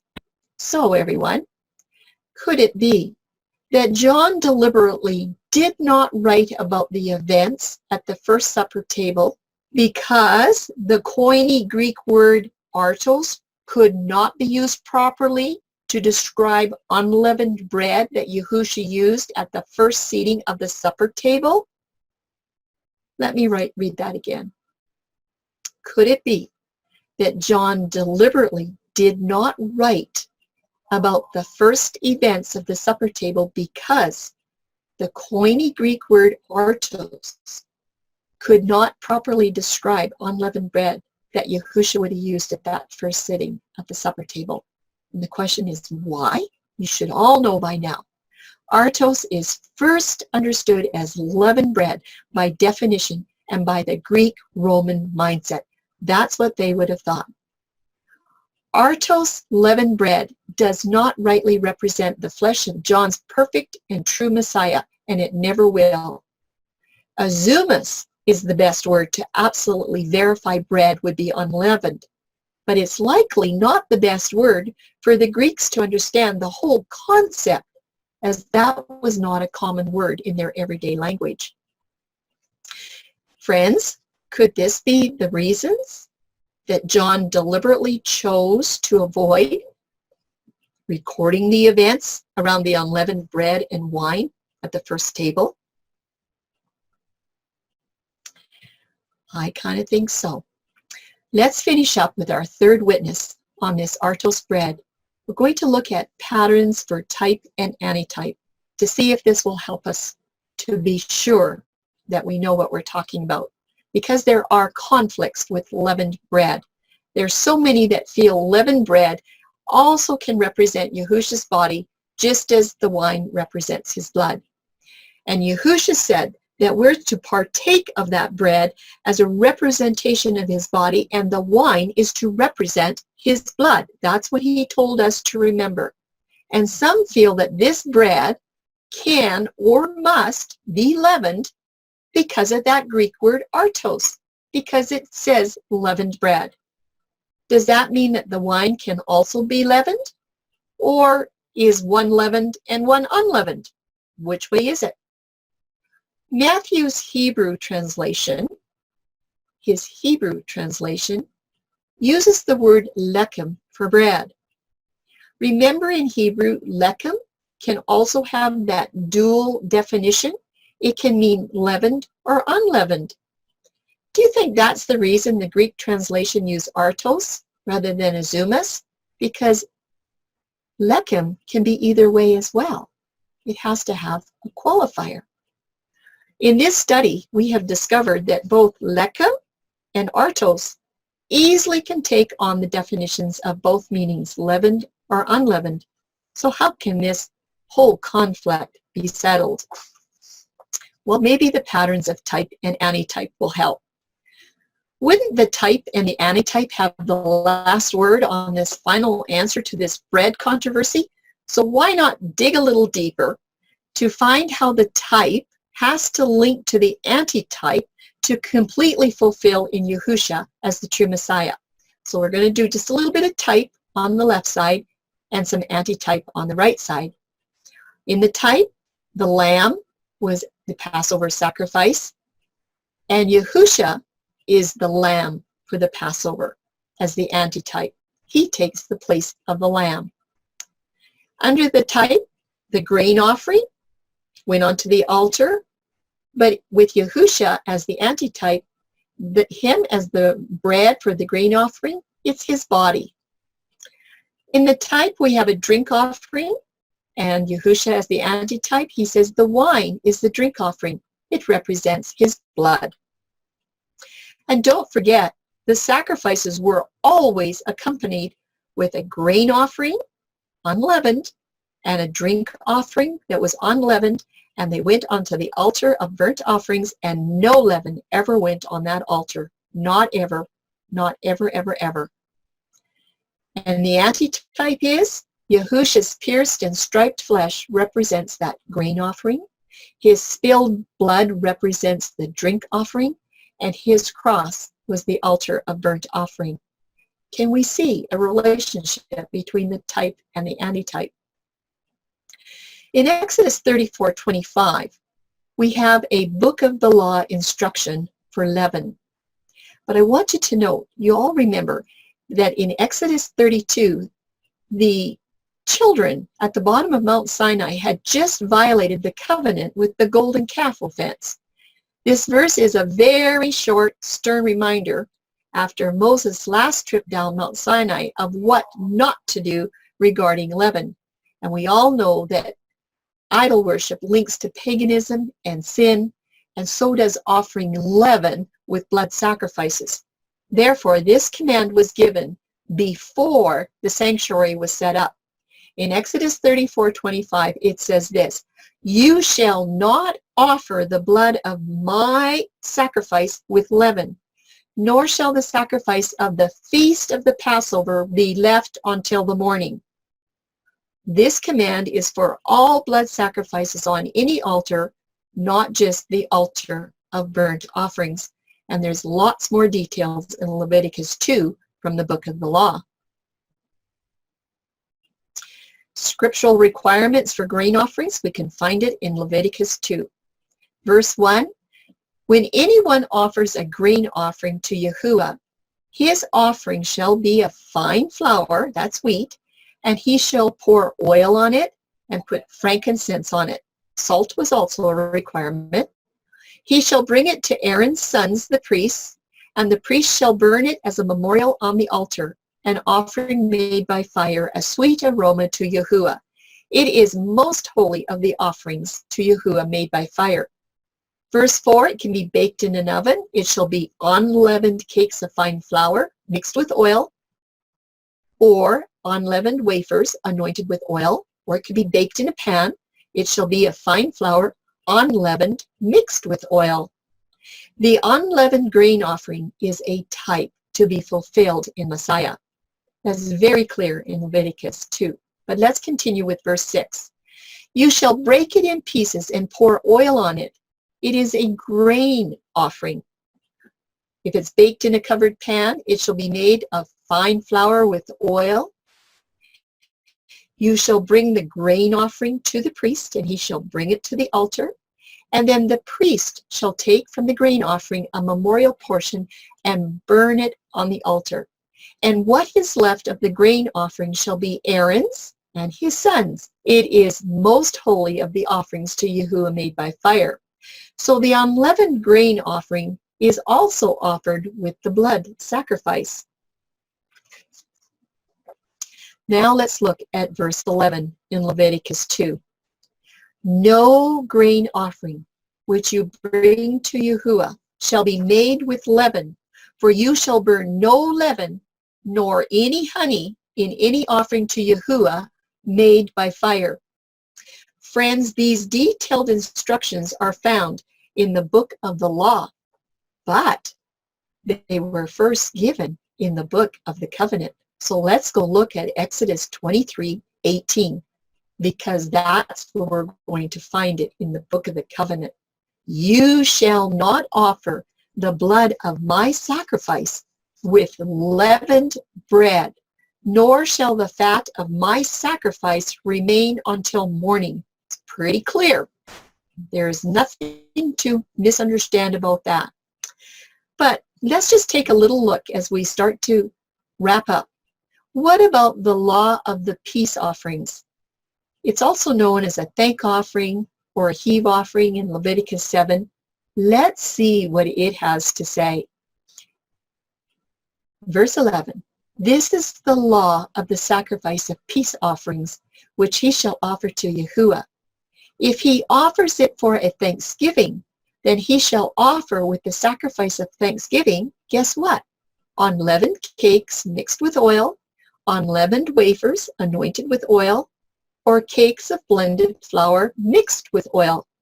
But besides the cakes as his offering, besides those unleavened cakes, he shall offer," everyone, look what it says, "leavened bread with the sacrifice of thanksgiving of his peace offering. And from it he shall offer one cake from each offering as a heave offering to Yahuwah. It shall belong to the priest who sprinkles the blood of the peace offering. The leavened bread offering belonged to the priest." But we need to keep reading.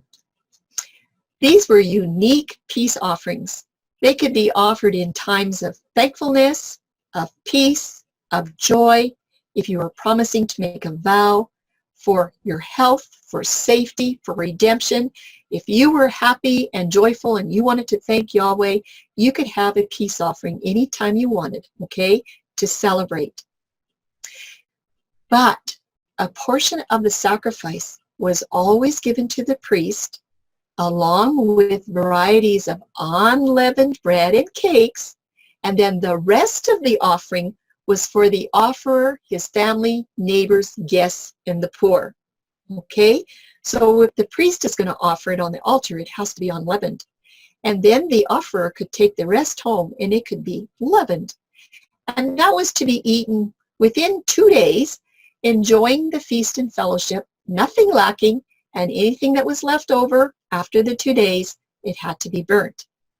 Being eaten meant that the majority of the sacrifice that was brought to be offered was not offered on the altar. Only a portion was, because the rest of it they took home to enjoy it. However, besides the unleavened requirements, the offer was also to bring some leavened bread, which is peculiar to only this offering. But never ever was that leavened bread offered on the altar, for that was forbidden in Leviticus 2:11.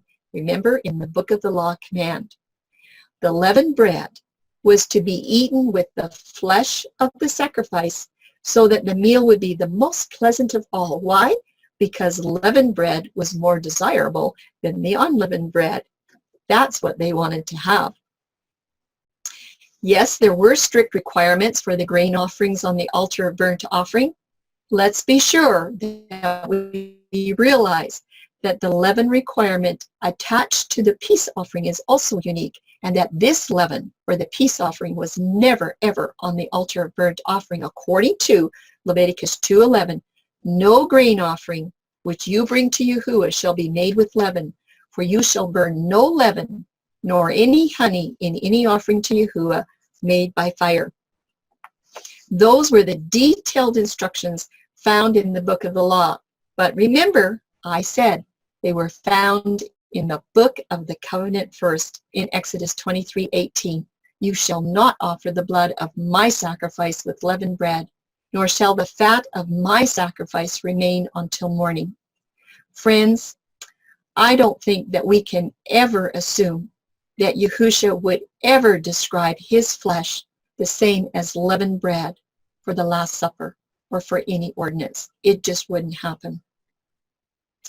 In our final conclusions, leavened bread should never be used when celebrating the ordinances of the Last Supper.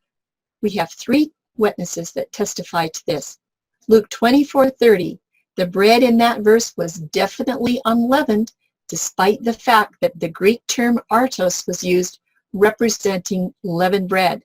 Why? Because context was king. It was on the 4th day of the Feast of Unleavened Bread. It would have been unleavened bread.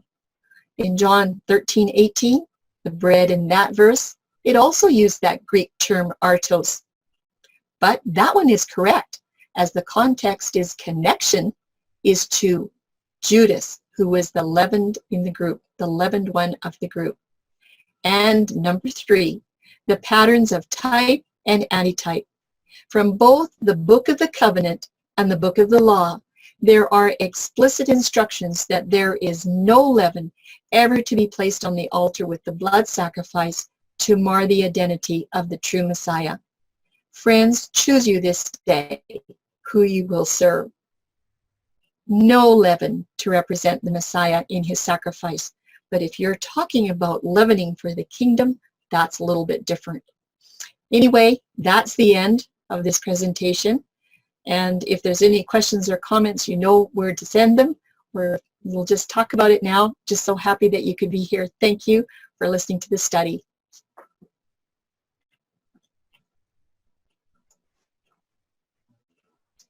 Thank you so Done. much, Charlene.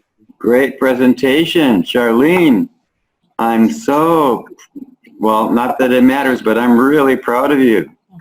I think that's one of the best research presentations on this topic that I've ever heard. It really brought out a lot of things that I just hadn't seen. I mean, I read it 50 million times and didn't see it. And I think that there's some... It was wonderful. Yes, extremely wonderful. I think there's a lot of other people probably feel the same way. Any comments, guys, or questions? I mean, wow. That was very deep. Not good. Very deep. It was very deep study, yeah. Very deep study.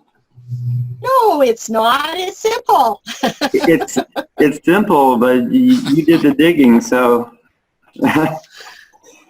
it came out simple. I think that was fabulous. We can all get up at 6 o'clock in the morning and do it again. I need to go over that again. Oh, That was very good. Oh, I forgot about that. I have to do it tomorrow morning. It was done very well. Maybe we'll just record. We'll just play the recording. Oh, and I wanna thank Abba for answering our prayers about the reception. It was clear. There was a few little tiny spots of dragging, but I think it's going to come out fine on the recording. It will be just fine. So, Betty has her hand up first. Go ahead. I have a question in regard to the wine. I'm sorry if I missed something, but so we would be using grape juice for it to be unleavened. Is that correct? Okay, I just wanted to make sure that I understood that. Thank you. Yes. Nothing of the Lord of the Last Supper. The ordinances of the bread and the wine, no leaven whatsoever, because that represents Yahushua's body and his blood, and he has to fulfill the grain and the wine offerings that go on the altar of burnt offering. No leaven and no honey. Honey was not allowed, nothing sweet, because this whole thing about his Passover was one bitter experience. The sweetness was at the wave sheaf. And Pentecost, the loaves, that's where the sweetness was, but not for Passover. Okay. Thank you. Thank you, Betty. Good question. Everybody asks the same question, but if you can just remember, no leaven. And I wanted to set up the study in this way to let you all know that you can study this out. This is how you need to study things out, and this didn't come easy. This took many, many hours. I did this about 4 or 5 years ago. But you remember, everybody, Jonah and the worm, the crimson worm. Remember that study? Where, I remember, Mario, you said, well, we just studied that this week. We looked up that worm, and it just said a grub or a maggot. And remember, when you do a little bit more digging, you find out what that crimson worm is all about, and it just like makes such a difference to the study. And we hope to show a study a little bit more on the crimson worm coming up in several weeks from now. But honestly, if you just dig a little deeper, you're just going to find so many nuggets, and your questions will be answered. If you're working in the Gospels, you really need to pay attention to the book of John. That's why when I read Matthew, Mark, and Luke, I just drug you through all the verses. I needed to do that on purpose so that you could see, that what was there and how John was different. And I didn't know that until I actually went and sit down and looked. I just didn't know that. Well, thank you. Yeah, we do need to study correctly and dig a little deeper and on our own using those methods. I think that's absolutely, yeah, thank you, Charlene. We have Jeannie, Kevin, and Jesse's hand raised in that order. And and then I'd like to, I can't raise my hand being the host, but, and then I'm going to put myself after Jesse. So, Jeannie, Kevin, and, oh, no, I'm sorry. Let me go back and read that again. It was Jeannie, Kevin, Jesse, Michelle, and then I'll put myself after Michelle. Wow, thank you so much, Charlene. That's really incredible when you read that John and you see that.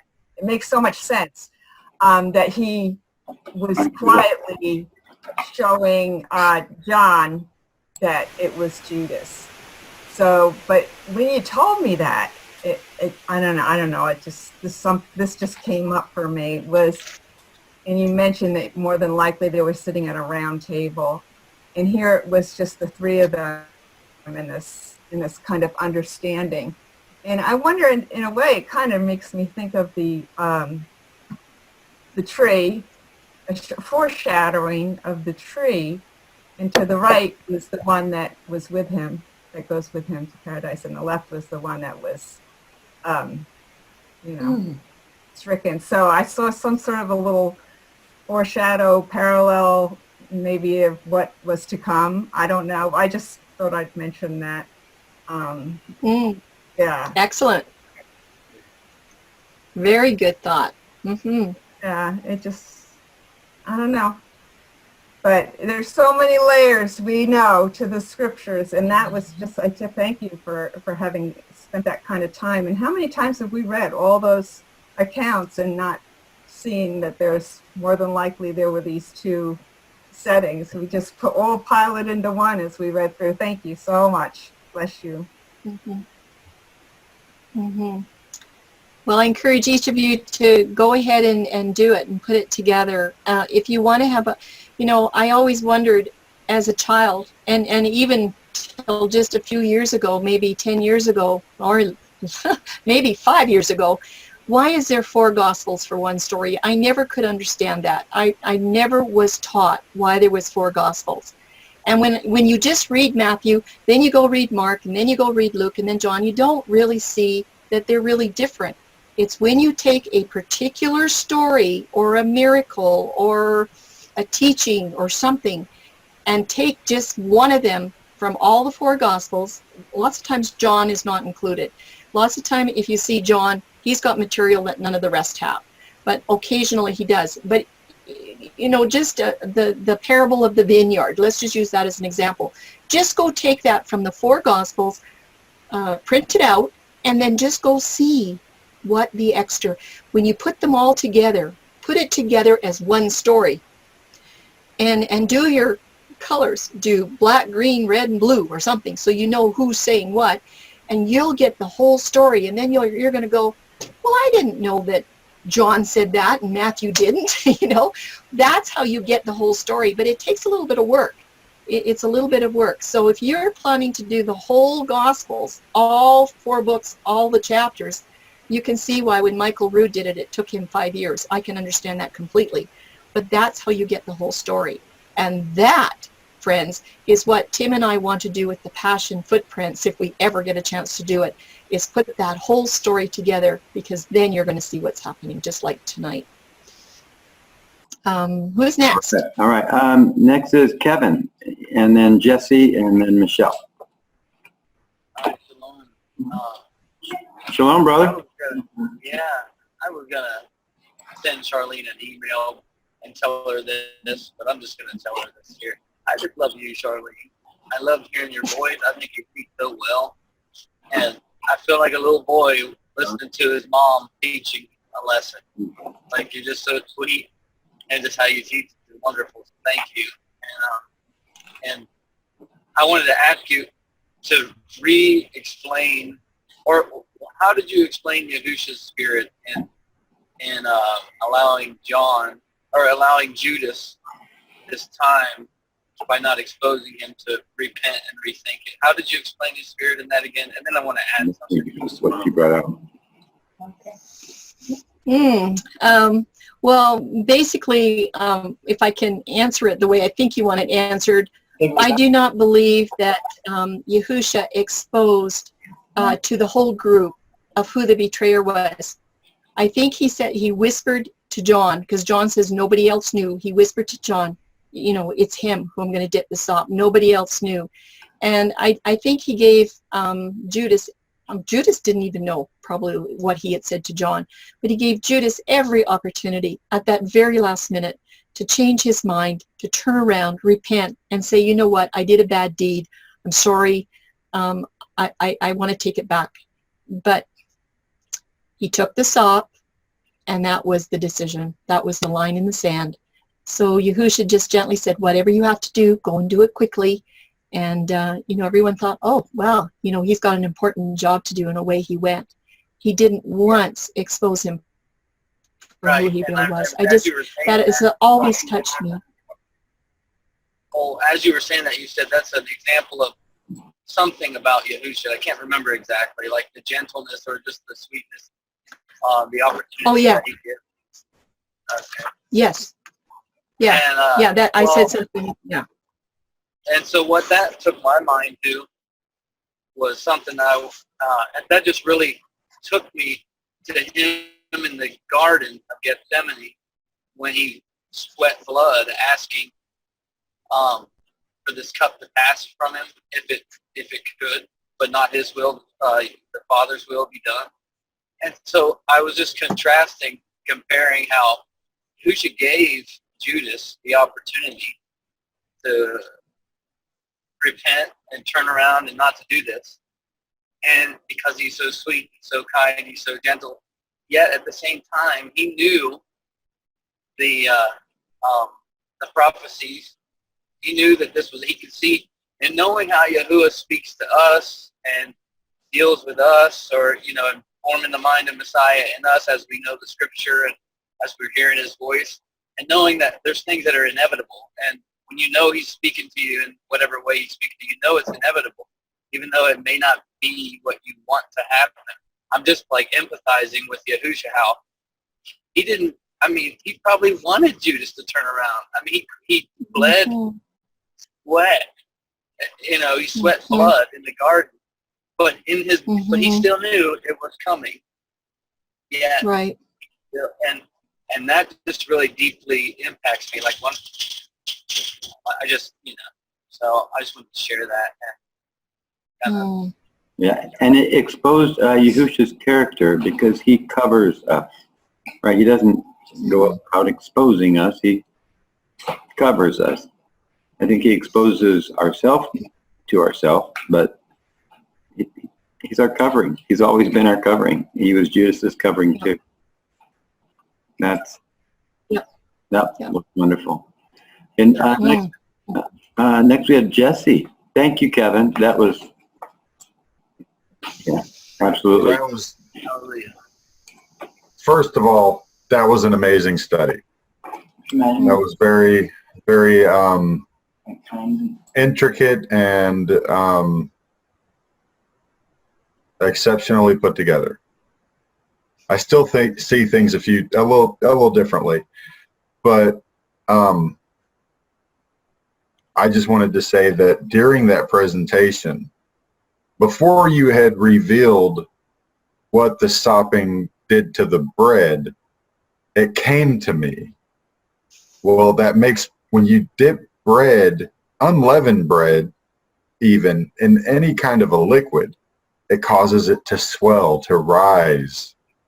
And that's what leavening does. And so that's something that I got that was just like, wow. Like, so he gave him leavened bread as a proof of him being filled with sin.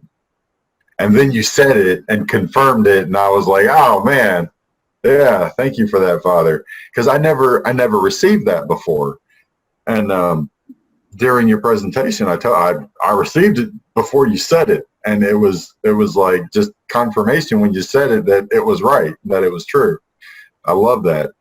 And I thank you for that, because it was, it helped me understand things a little better. I still don't see the two tables. I only see the one meal. I see the description where the other disciples didn't mention the foot washing, but John did. And I see it as that being done first. Like they just sat down, everybody was at the supper table, and then the foot washing occurred. And then they had the supper with the wine and the drink during the Passover meal. And then at the end of the meal, the sopping took place, and then Judas got up and left. That's the way I see it. I don't understand how you get two different tables, because it says that he sat down again. It doesn't say that they went to a new table. It says that he sat down again after the foot washing, and they continued Yeah. with the supper. Yes, I should have maybe clarified, it's not two different meals, it's just that they went back to the table again. They probably did have a supper beforehand, and then he did, the wine and the bread emblems. Just like Paul says, eat your supper first before you come, right? But basically not two different times of eating, but two different times at the table. And the foot washing is what separated them. Does that help? But I don't think the disciples left the table. I think they stayed where they were, and he went to them, and he serviced them as they sat around the table to show his servitude to them. And then after he returned fully clothed, like the instructions command us to be, fully clothed, ready to go, then they continued on with the supper. Yeah. And then near the end of it, the dipping of the bread, and that still gets me how you did that. It was it's such a blessing. I love it. I love the way you and Tim and Walter and Dana and you guys and Jose even, you guys just are, man, what a blessing. I love you guys. I can't wait to give each of you a big hug. I'll try not to squeeze too hard. I'm kind of a burly guy. We can handle their hugs. We can handle it. Oh yeah. That's a really good point, Jesse. I'm glad you brought that up. If they were probably reclining around a round table, and then Yahusha got up and he washed their feet. He went all the way around, and then he came back again and sat down at that table. Yes, that's the better way to explain it. It wouldn't have that they all got up. He went and served them. So maybe I can fix that for tomorrow. Yeah, I thought you and Tim were always saying, well, they got up, and then they did the foot washing, and then they went to another table and they sat down and had another meal, and I didn't see it that way when we were going through this study. I saw it as they sat down to start the meal, and as they were starting the meal, then Yeshua kind of paused it and did what he was doing. He put on he girded his waist with the towel, took his robe and stuff off, girded his waist with the towel, and washed their feet as a servant, because he took off his garments to do this. So he humbled himself, and he did this for them. And then he sat down again after having, regained his dignity, which is exactly what happened at the crucifixion. Exactly. He was humbled. He was beaten. He was stripped. He was beaten. He was broken down. He was made low. And then he was clothed again at the resurrection before he was raised up to glory. I mean, it was just, I just love the way the word comes together sometimes. It's just, I don't know. You guys are awesome. I don't know. Yeah, well, you're pretty awesome too, brother. I'm glad you're here. Yeah, you are, Jesse. Glad you were blessed. Oh, and I would like to show you guys a sampling of what Danon has helped me work on so far. I just, man, Danon is a lot smarter than he gives himself credit for. Don't let him fool you. He ain't got me fooled. I know this guy. Okay, did we have Michelle next? Was that who we had on the list next, was Michelle? Michelle, and then Mario, and then Ike and Sharon, and yeah. Okay, I'm on my phone, so to put my mouth close to the microphone, I have to turn off the video. First, I want to say thank you, Charlene. It's an excellent study. Second, I have a lot to say, but it might blow some minds. We make a lot of assumptions. For instance, and that Leonardo da Vinci painting with the 12 apostles on that long, skinny painting, we make the assumption, for so long, it was a straight table. They were all just on one side. And we make another huge assumption that there were only the 12 there. And, but the meal was at a host's house. There were the people that prepared the meal, and there were other people there. We won't make another assumption that there were only 12 disciples. No, there were many disciples, but the 12 were a select subgroup of all the disciples. So there were, I believe, other people there, not just the 12 disciples. Now, the reason the fourth gospel writer did not write about the other things is the fourth gospel writer is not one of the 12. It's not John.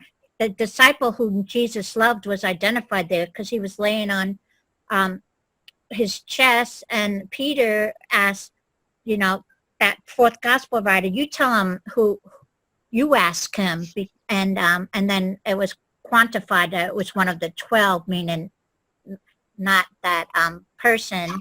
That the fourth gospel writer we assume is John. There's nowhere in the scriptures that say it was John. It's a huge, huge, huge assumption that we all grew up with, and we've never even questioned it. It wasn't John. And I could give some other time a lot of reasons why it wasn't John, but I will tell you it was the reason he didn't identify himself is because he didn't want the focus to be on him. It was a very well-known person, and it was Lazarus. And Lazarus, because he was raised from the dead, he didn't want the focus to be on him. That's why he didn't identify himself. And he only did as the disciple whom Jesus loved. So the reason we have a different perspective is he did come later, and yes, he was leaning on the Messiah's chest, and so they had that conversation, but everything else is good. But I think that will give you a whole nother perspective that, and also when it was quantified, it was one of the 12. That meant the other disciples that were there, and Lazarus, of course, is not one of the 12. He was another disciple, though. Yeah, kind of maybe if they did hear it, I don't know if they, well, you say that it indicated that they didn't know even after all that. But anyway, that's basically what I wanted to say. An excellent job on bread. I didn't know. Well, actually, I did know because you had hinted a few weeks ago, Charlotte, that, or maybe last week, no, 2 weeks ago, that there were two different types of bread, leavened and unleavened, at that meal. And yeah, and that makes sense that Judas would have been given the leavened bread and then the others unleavened. That's it. Thank you. Thank you. Thank you so much, Michelle. Yeah, thank you. It's very interesting. Very interesting. My question was that on the tree, Yahusha was given something to drink on a sponge. And if I understand that correctly, that was sour vinegar. Mm. Is that, so that would be definitely leaven on that tree. Yeah. Yeah. Right? That's a good point, Mario. Very good point. You're just wondering how it might tie in. Mm.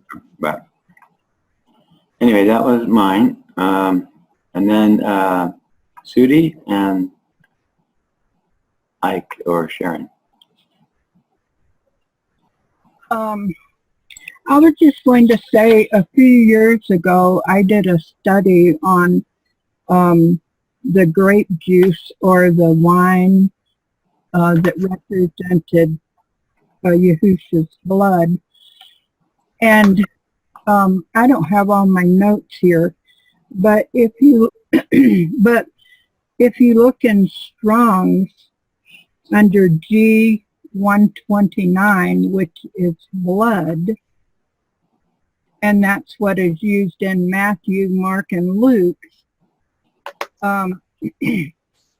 Sayer's definition for that G129 is of those things that resemble blood, grape juice. And Strong also says figuratively, literally, the blood of men or animals, figuratively, the juice of grapes. And I don't have any other references that I had found then, but I didn't find any reference that indicated that G129 was fermented. But everything seemed to indicate that it was fresh grape juice. I just wanted to share that in case somebody had a question about it. Mm-hmm. Yeah, and I did see a question in the chat, something about, this is Passover time and there wouldn't be fresh grapes, but I haven't done a study, but I just understand that they had a way to preserve the blood of the grape, okay? However they did it so that it didn't ferment, and maybe somebody knows about that, but it was not fermented. Yeah, No. and that's what I came up with in the study, and that I had done following through on the Greek 129 number, which is blood.